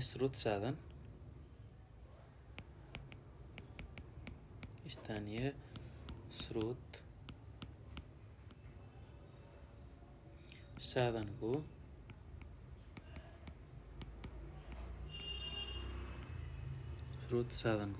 पहिचान र परिचालनमा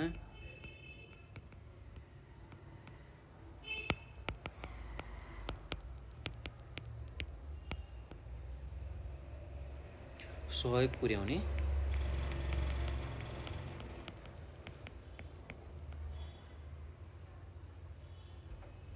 तथा विद्यालयलाई प्राप्त स्रोतको बाँडफाँड गर्न सहयोग पुर्याउने। विद्यालयलाई प्राप्त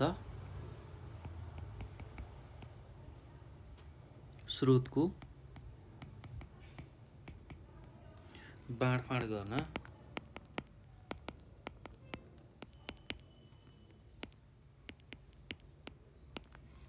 सहयोग पुर्याउने। ल त्यस्तै अर्को यसको काम के हो भन्दाखेरि रोजगारीको रेखामुनि रोजगारी अथवा गरिबी एकदम गरिबीको रोजगारी नभएर गरिबीको रेखामुनि परेका जुन विद्यार्थीहरू छन् त्यस्तो खालको परिवार छ हो त्यस्तो खालको परिवारको जुन बालबालिका छ उनीहरूको लागि चाहिँ पठन पाठनको व्यवस्था गर्नको लागि चाहिँ एउटा कार्ययोजना तयार गर्ने र त्यही अनुसार कार्य गर्ने। ल त्यो कुरा हामीले लेख्न सक्छौँ है त। गरिबीको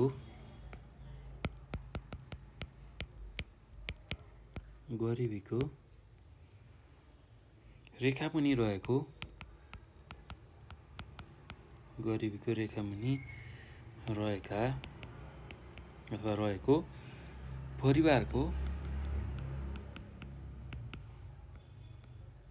परिवारको लागत राखी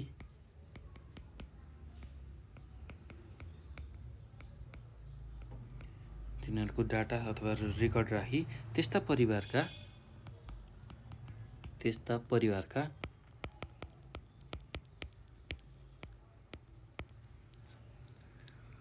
बालबालिकालाई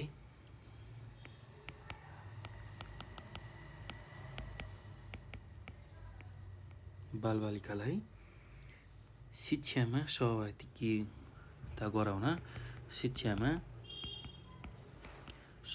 गराउन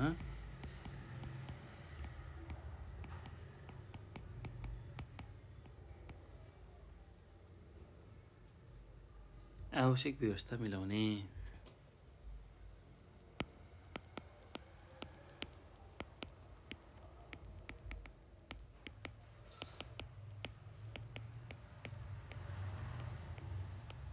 ल यति कुरा हामीले यसमा लेख्न सक्छौँ है त।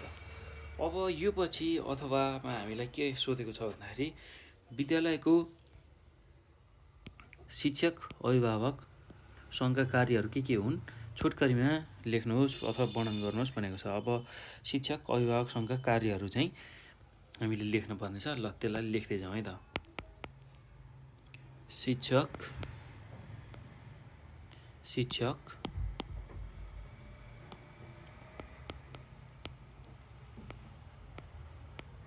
शिक्षक अभिभावक सङ्घका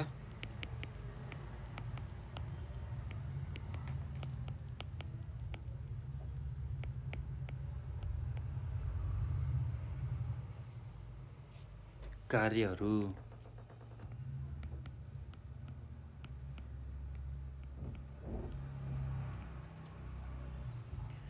ल पहिलो काम के हुन्छ भन्दाखेरि शिक्षक अभिभावक सङ्घको पहिलो काम भनेको विद्यालयमा शिक्षाको गुणस्तर कायम गर्नका लागि आवश्यक काम गर्ने। विद्यालयमा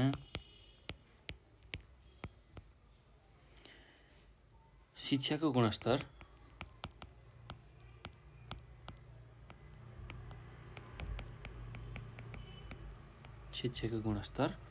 कायम गर्नका लागि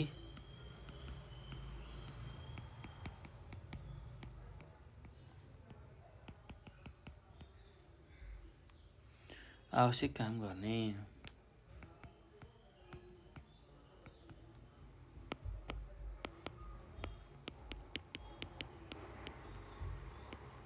त्यस्तै अर्कोमा के लेख्न सकिन्छ भने विद्यालयका शिक्षक तथा कर्मचारीको सेवाको सुरक्षा र सम्वर्धन गर्ने। ल अर्को बुँदामा विद्यालयका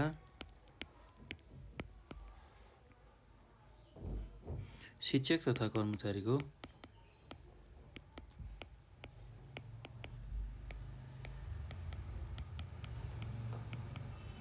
कर्मचारीको सेवाको सुरक्षा र सम्वर्धन गर्ने। सेवाको सुरक्षा र सम्वर्धन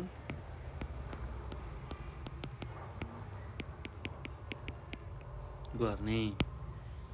ल त्यस्तै अर्को भनेको नेपाल सरकारबाट प्राप्त सेवा सुविधाको प्रयोगको लेखाजोखा गर्ने। नेपाल सरकारबाट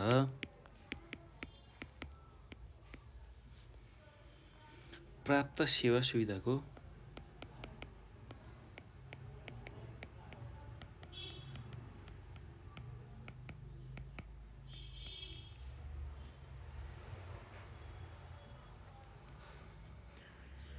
प्रयोगको लेखाजोखा गर्ने।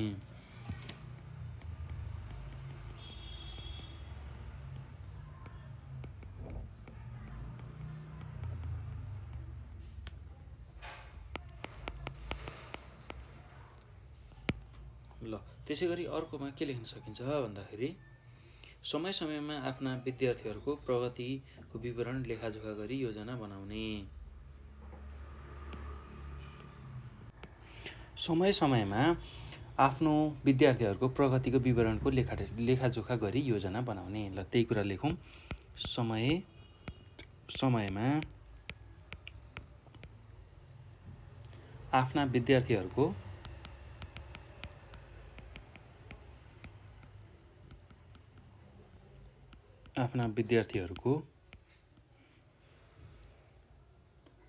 प्रगति विवरणको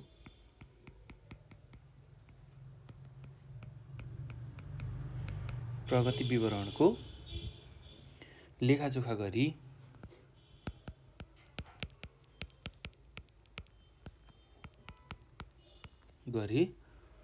योजना बनाउने।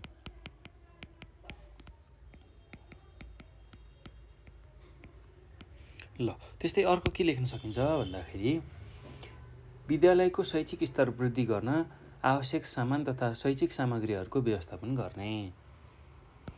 विद्यालयको शैक्षिक स्तर वृद्धि गर्न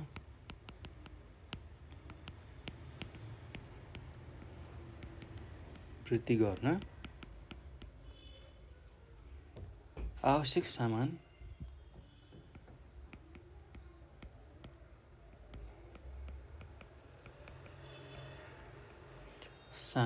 तथा शैक्षिक सामग्रीहरूको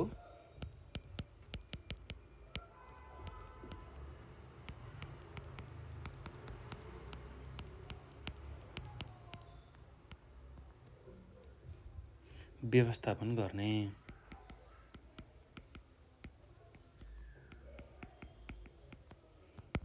ल त्यस्तै विद्यार्थीहरूले पालन गर्नुपर्ने जुन आचार संहिता छ त्यो बनाई लागू गर्ने। ल त्यो कुरा नि लेखौँ।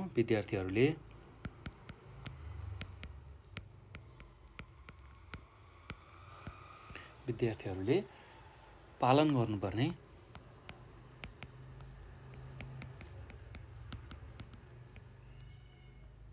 आचार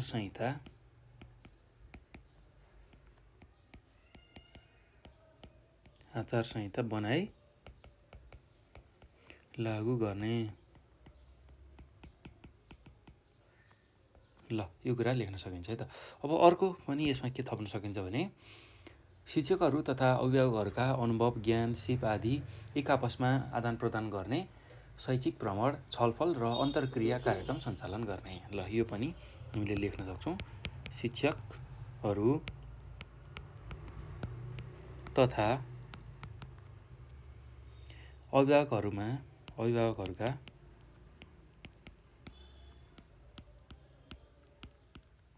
अभिभावकहरूका अनुभव,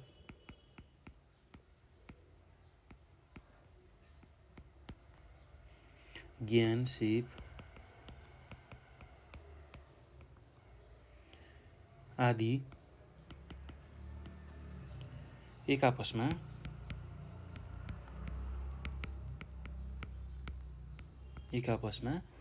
आदान प्रदान गर्ने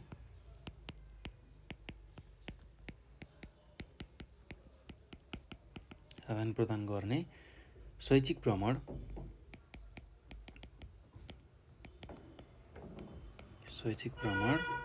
त्यस्तै छलफल र अन्तर्क्रिया कार्यक्रम सञ्चालन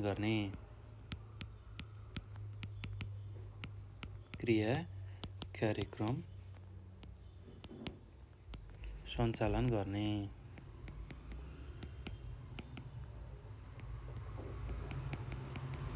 ल यति कुराहरू हामीले लेख्न सक्छौँ है त। अब यो पछि हामी समूह गको प्रश्न र उत्तरमा जान्छौँ। हामीले समूह ख अन्तर्गतको प्रश्न र उत्तरहरू हेरिसक्यौँ। अब समूह गमा चाहिँ लामो प्रश्न उत्तरहरू छ र यसमा पहिलो प्रश्न के छ भन्दाखेरि दैनिक पाठ योजना भनेको के हो? प्राथमिक तह कक्षा 4 को सामाजिक विषयको एक पाठ छनौट गरी एउटा दैनिक पाठ योजनाको नमुना तयार पार्नुहोस् भनेर सोधेको छ। ल पाठ योजना भन्ने बित्तिकै अब हामीले के कुरा बुझ्नुपर्छ भने शिक्षकले प्रत्येक दिन कक्षामा कुन विषय के कसरी र कति पढाउने भन्ने सम्बन्धमा गरेको जुन पूर्ण तयारी छ त्यसलाई हामी चाहिँ पाठ योजना भनेर भन्छौँ है त। ल अब यो पाठ योजनाले चाहिँ शिक्षणको उद्देश्य जुन पढाउनु पर्ने उद्देश्य छ त्यसलाई चाहिँ स्पष्ट गर्दछ भनेर हामीले भन्न सक्छौँ है त। अब कक्षा 5 को सामाजिक विषयको अथवा कक्षा 4 को सामाजिक विषयको चाहिँ कुनै एउटा पाठ तयार गरेर हामीले चाहिँ लेख्नुपर्ने छ है त। ल अहिले कक्षा 4 को हामीलाई सोधेको छ र कक्षा 4 कै हामीले गरौँ है। कक्षा 5 को भन्दा पनि कक्षा 4 को एउटै नै हो, जुनको गऱ्यो भने 4 को गर्दा पनि त्यही नै हो, 5 को गर्दा पनि त्यही नै हो है त। कक्षा 4 को है त। ल कक्षा 4 को सामाजिक विषयको कुनै एउटा पाठ। ल अब तपाईँहरूले सुरुमा के गर्नुपर्छ? यसरी कक्षा 4 को सामाजिक विषयको कुनै एउटा पाठको पाठ योजना तयार गर्दाखेरि हामीले ध्यान दिनुपर्ने कुरा भनेको के छ भन्दाखेरि पहिलो हो विषय। कुन विषयको चाहिँ मैले पढाउँदैछु त त्यो कुरा थाहा हुनु पर्यो। शिक्षकले कुन विषय पढाउँदैछ, त्यसै गरी ऊ कति कक्षाको लागि पढाउँदैछ र उसको पाठ शीर्षक के हो एकातिर, र अहिलेको पाठ शीर्षक हाम्रो छरछिमेक भनेर मैले यहाँ लेखेको छु। यही अनुसार कसरी लेख्न सकिन्छ त्यसको व्याख्या म गर्छु। र अर्को कुरा छुटाउनै नहुने कुरा भनेको मिति, कहिलेको मिति हो र सकभर जुन दिन पढाउने हो त्यही मिति लेख्नुपर्छ है हामीले। त्यस्तै अर्को भनेको समय, त्यो कक्षाको समय कति हो त, एक पिरियडको समय कति हो त त्यो समय, र विद्यार्थी सङ्ख्या कति छन् त, कतिजना विद्यार्थी चाहिँ त्यो कक्षामा पढ्छन् हो, त्यो कुरा हामीले छुटाउनु हुन्न है त। अब यो प्रश्न भइसकेपछि यहाँ केही कुराहरू हामीले अझै उल्लेख गर्नुपर्ने हुन्छ, जस्तै कि व्यवहारिक अथवा विशिष्ट उद्देश्यहरू त्यो पाठ पढाउनुको, त्यस्तै गरी शिक्षण सिकाइका सामग्रीहरू के कस्ता सामग्रीहरू प्रयोग हुन्छन् त्यो पढाउनको लागि सिकाउनको लागि, त्यसै गरी शिक्षण सिकाइका क्रियाकलापहरू कस्ता खालको क्रियाकलापहरूबाट चाहिँ सिकाइन्छ त्यो कुरा, त्यसै गरी त्यसको मूल्याङ्कन, त्यो पाठ पढाइसकेपछि त्यसबाट के कुराहरू मूल्याङ्कन गर्न सकिन्छ, र त्यसै गरी गृह कार्य विद्यार्थीलाई कस्तो खालको गृह कार्य दिने, र अन्तिममा चाहिँ शिक्षकको हस्ताक्षर गर्ने ठाउँ र अभिभावकको रूपमा जुन प्रधानाध्यापक हुनुहुन्छ हो उसको हस्ताक्षर गर्ने ठाउँको एउटा खाका तयार गर्नुपर्ने हुन्छ है त।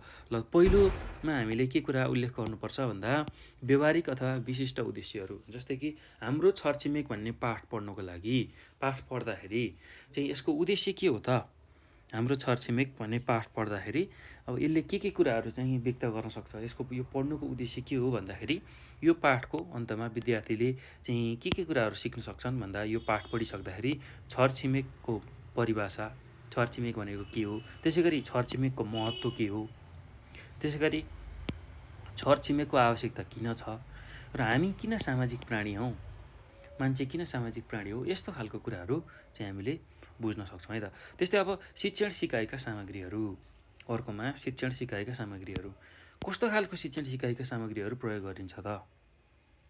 दैनिक प्रयोग हुने जुन सामग्रीहरू छ, जस्तै कि पेन होला, मार्कर होला, डस्टर होला, हो त्यो कुरा। त्यस्तै गरी अर्को भनेको समाजमा घटिरहने घटनाहरूको चार्टहरू, हाम्रो समाजमा के घटनाहरू भए, त्यसै गरी विश्वमा के घटना भए, अथवा आफू बसेको क्षेत्रमा कस्तो खालको घटना भएको छ, हो त्यो घटनाहरूको बारेको जुन जानकारी छ त्यसलाई एउटा चार्ट पेपरमा देखाउने। र अर्को भनेको मानिसले समाजमा पुर्याएको योगदानहरूको बारेमा चाहिँ चार्टहरू तयार गर्ने, त्यसको चर्चा गर्ने है त। ल यसरी चाहिँ शिक्षण सिकाइका सामग्रीहरू प्रयोग गर्न सकिन्छ। त्यसपछि अर्को छ शिक्षण सिकाइका क्रियाकलापहरू। ल कसरी शिक्षण सिकाइ हुने रहेछ भन्दाखेरि अब कक्षाको जुन वातावरण छ त्यसलाई ध्यानमा राखेर छरछिमेक भनेको के हो, त्यसै गरी छरछिमेकको बारेमा के कुराहरू देखेका छौँ, हामीलाई छरछिमेक के को लागि आवश्यक पर्छ, यस्ता प्रश्नहरू चाहिँ विद्यार्थीहरूलाई व्यक्तिगत वा सामूहिक रूपमा सोध्ने र अन्तमा परिभाषा दिई कपीमा टिप्न लगाउने गरिन्छ। यसरी चाहिँ शिक्षण सिकाइका क्रियाकलापलाई हामीले गर्न सक्छौँ है त। अब त्यस्तै यो पछि अर्को भनेको मूल्याङ्कन गर्नुपर्ने हुन्छ है। हामीले मूल्याङ्कन गर्नुपर्ने हुन्छ र मूल्याङ्कनमा कस्तो खालको प्रश्नहरू राखिन्छ भन्दाखेरि जस्तै छरछिमेक भनेको के हो, त्यसै गरी छरछिमेकको महत्त्व कस्तो छ, त्यसै गरी छरछिमेकको आवश्यकता किन पर्छ र मान्छे किन सामाजिक प्राणी हो, मान्छे कस्तो खालको प्राणी हो त्यो यस्तो खालको प्रश्नहरू चाहिँ मूल्याङ्कन गर्नको लागि राखिन्छ। विद्यार्थीले कस्तो खालको प्रश्न अन्तर्क्रिया गर्दाखेरि, विद्यार्थीसँग अन्तर्क्रिया गर्दाखेरि उसले कस्तो खालको प्रश्न उत्तरहरू दिन्छ हो त्यसको मूल्याङ्कन गरेर अन्तिममा अब छरछिमेकको परिभाषा के हो, त्यसै गरी यसको महत्त्व किन छ, आवश्यकता किन छ, मान्छे किन समाजमा बस्नुपर्छ, सामाजिक प्राणी किन हो यस्तो खालको चाहिँ कुराहरू चाहिँ मूल्याङ्कनमा हामीले समावेश गर्नुपर्छ है त। र अर्को छ गृह कार्य। ल अब विद्यार्थीहरूलाई चाहिँ गृह कार्य दिनुपर्ने हुन्छ।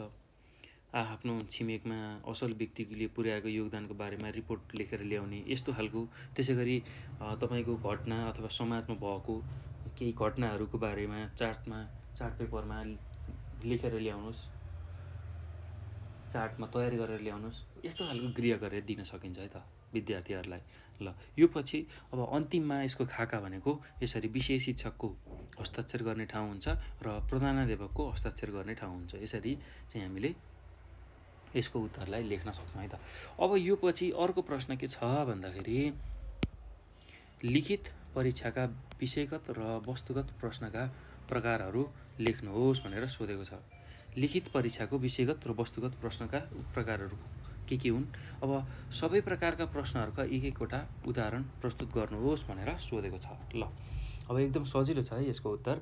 अब लिखित परीक्षाका विषयगत र वस्तुगत प्रश्नका प्रकारहरू सुरुमा हामीले लेख्नु पर्यो र सबै प्रकारका प्रश्नहरूको एउटा उदाहरण अथवा नमुना हामीले पेश गर्नुपर्ने छ। ल अब यसको उत्तरमा हामीले के लेख्न सक्छौँ भने ल यसरी हामी उत्तर लेखौँ यसको। अब सुरुमा त हामीले लेखेर उत्तर दिनुपर्ने जुन प्रश्नहरू छन् हो त्यसलाई लिखित परीक्षाका साधनहरू हुन् भनेर भन्न सक्छौँ। र लिखित परीक्षाका चाहिँ दुईवटा स्वरूपहरू हुन्छन्, एउटा विषयगत र अर्को वस्तुगत स्वरूप हुन्छन् है त। ल त्यही कुरालाई लेख्दैछौँ यसको उत्तरमा। लेखेर उत्तर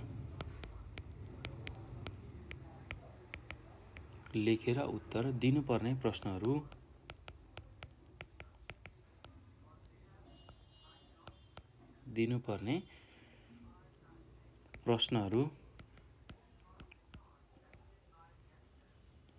लिखित परीक्षाका साधन हुन्। लिखित परीक्षाका साधन हुन्।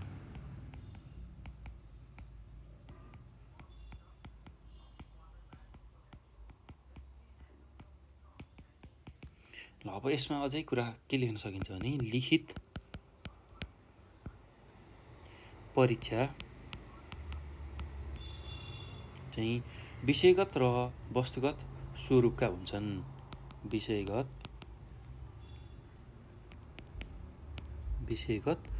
र वस्तुगत स्वरूपका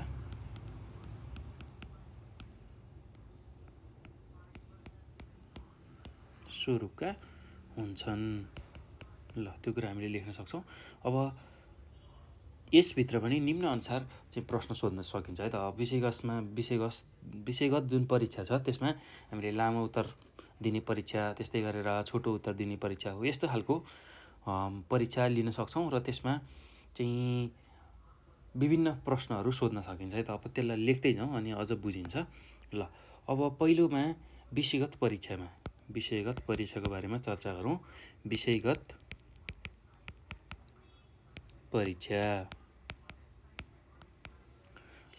परीक्षामा हामीले के कुराहरू समावेश गर्छौँ भने यस्तो परीक्षामा आधारित अथवा यस्तो परीक्षामा चाहिँ सम्बन्धित विषयवस्तुमा विद्यार्थीहरूको ज्ञान, त्यसै गरी विषयवस्तुको सङ्गठन, क्रमबद्धता, मौलिकता, शैली आदि जाँच गरिन्छ। ल हेर्नुहोस् त, विषयगत परीक्षामा चाहिँ के गरिन्छ भन्दाखेरि यस्तो परीक्षामा सम्बन्धित विषयवस्तुमा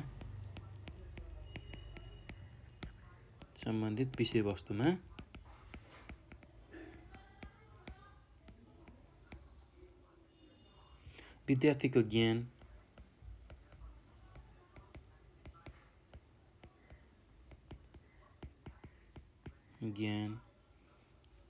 विषयवस्तुको सङ्गठन,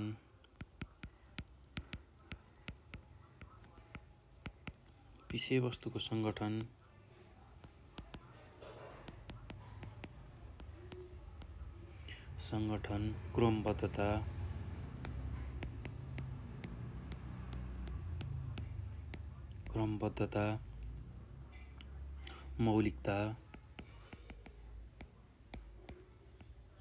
मौलिकता,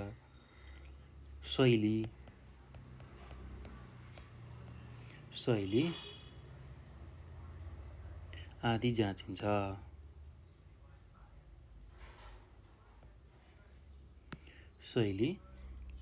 जाँच गरिन्छ।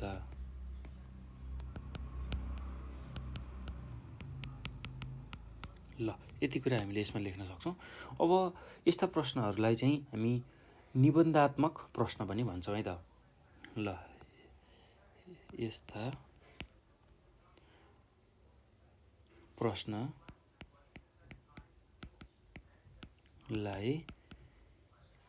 निबन्धात्मक प्रश्न पनि भनिन्छ।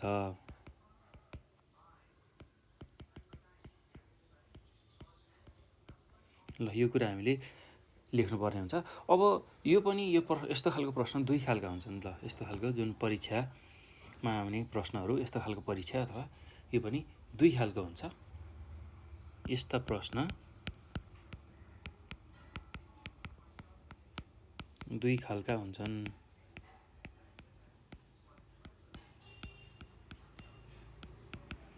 ल अब पहिलो भनेको कस्तो हुन्छ भन्दाखेरि लामो उत्तर दिने परीक्षा र त्यही अनुसारको प्रश्नहरू हुन्छन् है त। लामो उत्तर दिने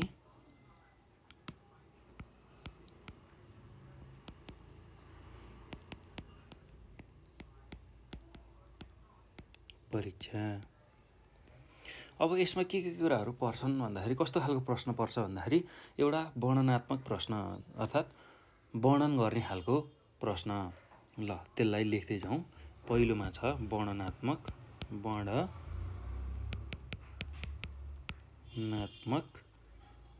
प्रश्न।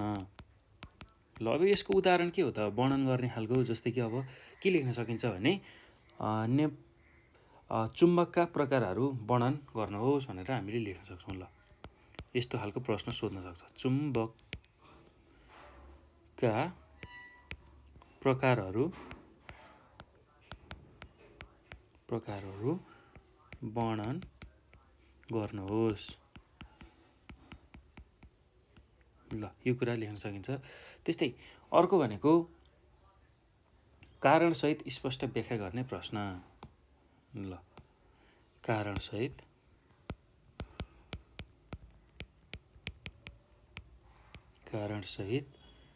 स्पष्ट व्याख्या गर्ने प्रश्न।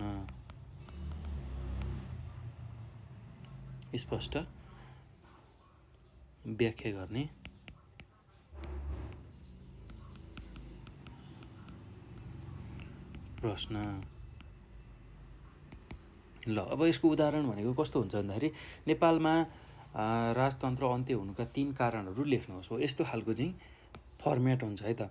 ल त्यही कुरा लेखौँ, नेपालमा राजतन्त्र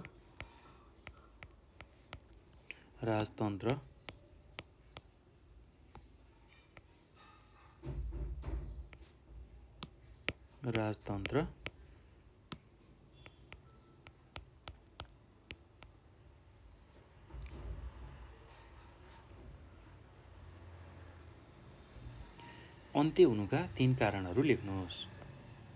अन्त्य हुनुका 3 कारणहरू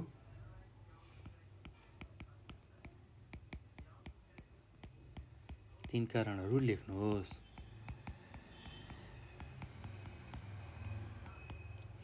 ल यो कुरा लेख्न सक्नुहुन्छ। त्यस्तै अब अर्कोमा के छ भन्दाखेरि आफ्नो विचार व्यक्त गर्ने प्रश्न हुन्छ है त। आफ्नो विचार व्यक्त गर्ने प्रश्न।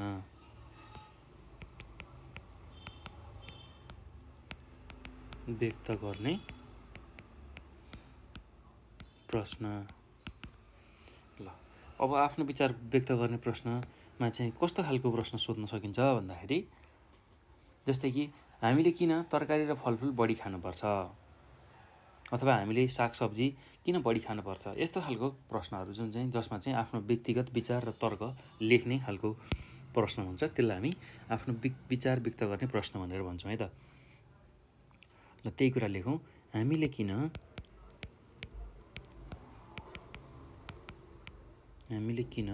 तरकारी र फलफुल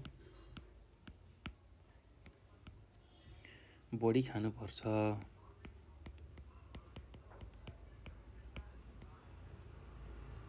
ल यसरी प्रश्न सोध्न सकिन्छ है त। अब यो पछि अर्कोमा छ छोटो उत्तर दिने परीक्षा अथवा त्यस्तो खालको प्रश्न सोध्ने परीक्षा है त। ल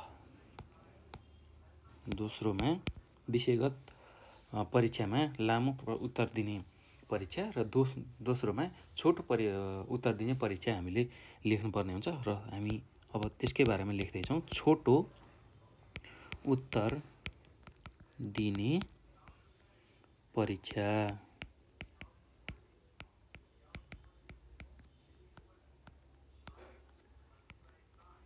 ल अब यसमा के कुराहरू समावेश गर्न सकिन्छ भने अब पहिलो छ सूची बनाउने प्रश्न। सूची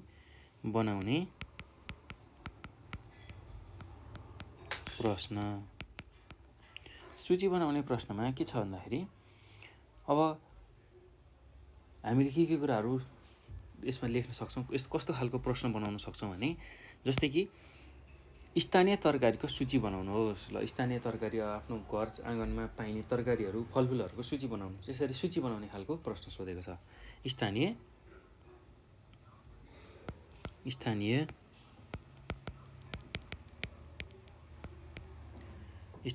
तरकारीको सूची बनाउनुहोस्।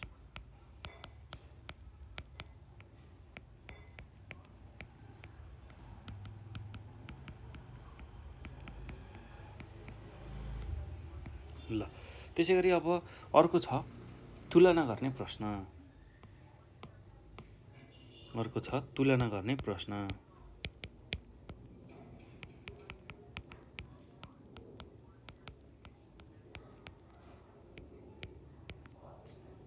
अब तुलना गर्ने प्रश्नमा कस्तो हुन्छ भन्दा जस्तै कि वनस्पति र प्राणीमा समानता लेख्नुहोस् अथवा तुलना गर्नुहोस् भनेर हामीले भन्न सक्छौँ है। यस्तो खालको प्रश्न बनाउन सक्छौँ। ल त्यही प्रश्न बनाऊँ,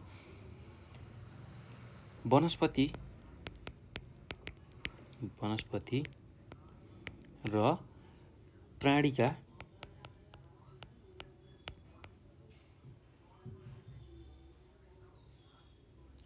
चाहिँ समानता अथवा तुलना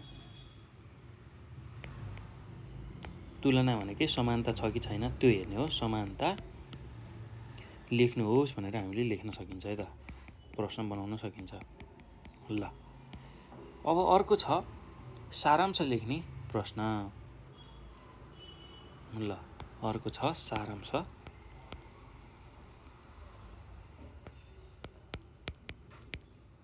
सारांश लेख्ने प्रश्न।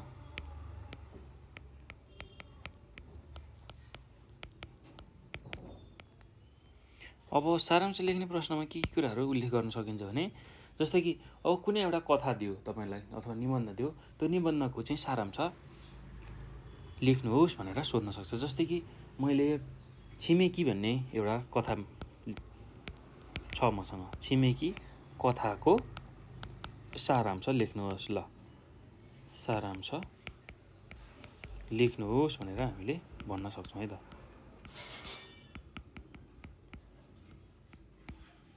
ल अब यो पछि हामी वस्तुगत परीक्षामा जाउँ है त। अब विषयगत परीक्षाको बारेमा लगभग हामीले यति नै लेख्दा पुग्छ। र अब अर्को भनेको वस्तुगत परीक्षा। वस्तुगत परीक्षा। वस्तुगत परीक्षामा के कुराहरू अन्त आउँछन् भन्दाखेरि यस अन्तर्गत अब निम्नअनुसारका प्रश्नहरू त्यहाँ सोध्न सकिन्छ। जस्तै कि साँचो झुटो प्रश्न, त्यसै गरी खाली ठाउँ भर्ने खालको प्रश्न, जोडा मिलाउने खालको प्रश्न, बहुवैकल्पिक प्रश्न, धेरैहरू विकल्प भएको प्रश्न हो। त्यही कुरालाई हामी लेख्दैछौँ। ल अब पहिलो छ यस अन्तर्गत अब विषयवस्तुमा के पर्छ भन्दाखेरि यस अन्तर्गत निम्न अनुसारका प्रश्नहरू हुन्छन्। निम्न अनुसारको अर्थात् यहाँ तल जुन मैले लेख्छु त्यही अनुसारको प्रश्नहरू हुन्छन्।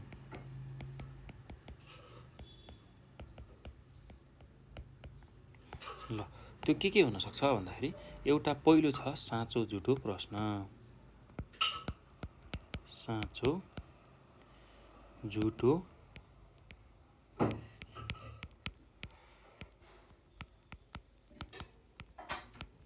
झुटो प्रश्न। त्यसमा के कुराहरू लेख्न सकिन्छ भने अब साँचो या झुटो अब कस्तो खालको प्रश्न बनाउन सकिन्छ भन्दाखेरि जस्तै कि नेपाल गणतन्त्रात्मक मुलुक हो, यो साँचो अथवा झुटो हो। त्यसरी नेपाल गणतन्त्रात्मक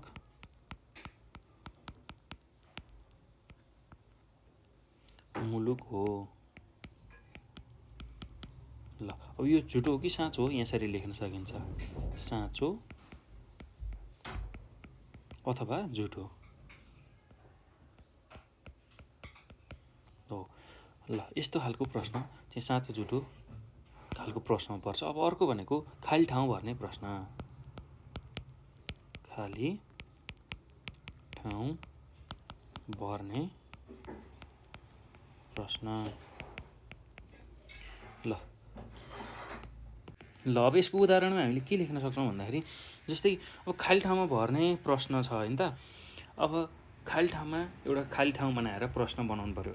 जस्तै कि नेपालमा विक्रम सम्वत डटमा ठुलो भुइँचालो गयो अथवा खाली ठाउँ राखेर त्यसरी लेख्न सकिन्छ है त। नेपालमा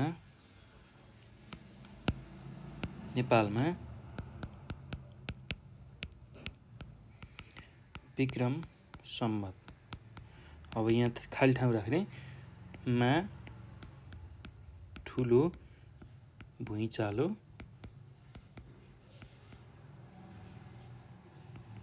गयो। ल नेपालमा अब 2072 सालमा पनि भुइँचालो गएको थियो ठुलो, त्यसै गरी 1990मा पनि गएको थियो है त।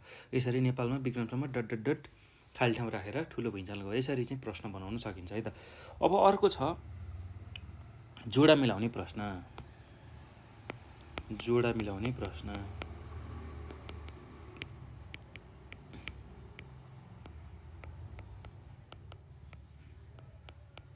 ल जोडा मिलाउने प्रश्न। जोडा मिलाउने प्रश्नमा चाहिँ अब जोडा मिलाउनुहोस् भनेर दिन्छ है त।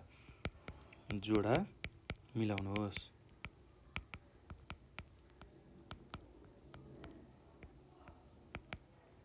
ल जस्तै कि अब जोडा मिलाउने भन्ने बित्तिकै अब दुईवटा समूह हुनु पऱ्यो, समूह क समूह ख, अर्थात् दुईवटा खण्ड नै जोडा मिलाउने गरी दिइन्छ। जस्तै कि राजधानी छ, एकातिर मैले राजधानी राखेँ, अर्कोतिर चाहिँ त्यसै गरी हात्ती राखेँ, अर्को हात्ती, त्यसै गरी राष्ट्रपति, राष्ट्रपति र सञ्चार। ल मैले अहिले यति राखेँ है त, यहाँ उदाहरण देखाउनको लागि मात्र।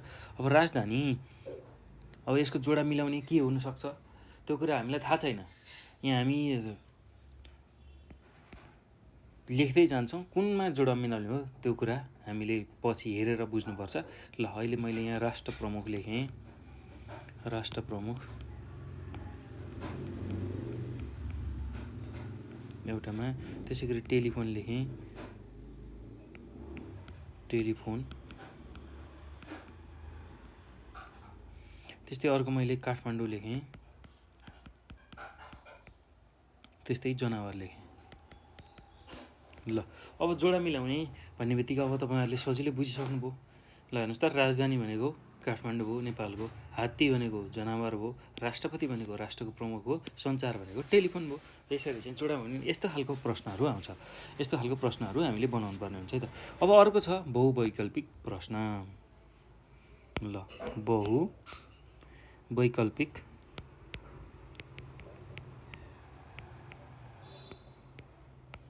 प्रश्न। ल अब बहुवैकल्पिक प्रश्नमा के कुरा राख्न सकिन्छ भने, अब धरहरामा कति तला थिए भनेर यस्तो खालको प्रश्न बनाउन सकिन्छ। अब त्यसमा अप्सनहरू जुन छ त्यसमा 8, 9, 10, 11 यसरी राख्न सकिन्छ है त। ल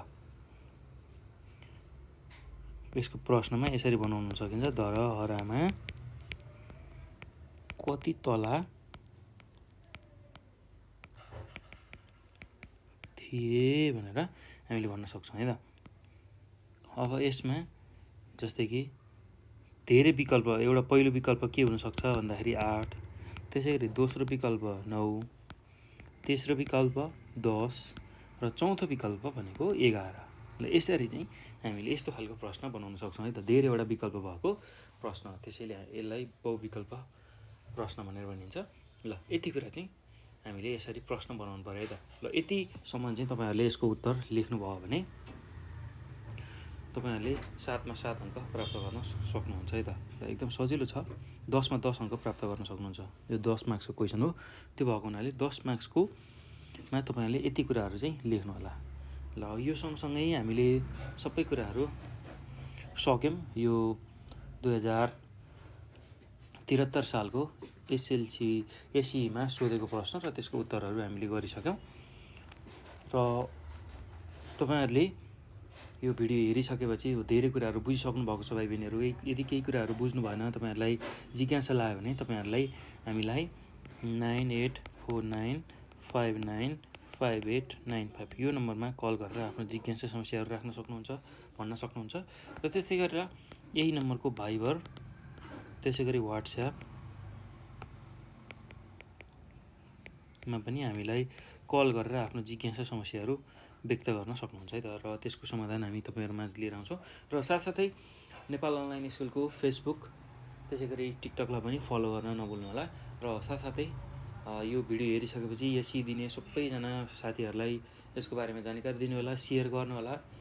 र नेपाल अनलाइन स्कुलको युट्युब च्यानललाई पनि सब्सक्राइब गर्न नभुल्नु होला है त। ल यति भन्दै म यो भिडियोबाट बिदा हुन्छु। यसलाई मजाले पढ्नुहोस्। यस्तै खालको जुन एसई अथवा एसएलसीमा सोधेका सबै प्रश्न उत्तरहरूलाई नछोडिकन, कुनै पनि नछोडिकन पढ्नु होला। त्यो गर्नुभयो भने तपाईँहरूले आउँदै गरेको एसई परीक्षामा एकदमै राम्रो अङ्क ल्याउन सक्नुहुन्छ। र किनभने लगभग 70% जस्तो कोर्सहरू रिपिट नै भइरहेको हुन्छ कोर्स, र त्यसै गरी इक्जामका क्वेसनहरू चाहिँ परीक्षामा दोहोरिरहेको हुन्छ, एसईको परीक्षामा दोहोरिरहेको हुन्छ। त्यो हुँदाखेरि तपाईँहरूले चाहिँ विगतमा सोधिएका सबै प्रश्नहरू र त्यसको उत्तरहरू चाहिँ राम्रोसँग अध्ययन गर्नु होला, पढ्नु होला। त्यो गर्नुभयो भने तपाईँहरूले सबैभन्दा राम्रो अङ्क चाहिँ एसईमा ल्याउन सक्नुहुन्छ है त। ल यो भिडियो हेर्नुभएकोमा भाइ बहिनीहरू यहाँहरूलाई धेरै धेरै धन्यवाद।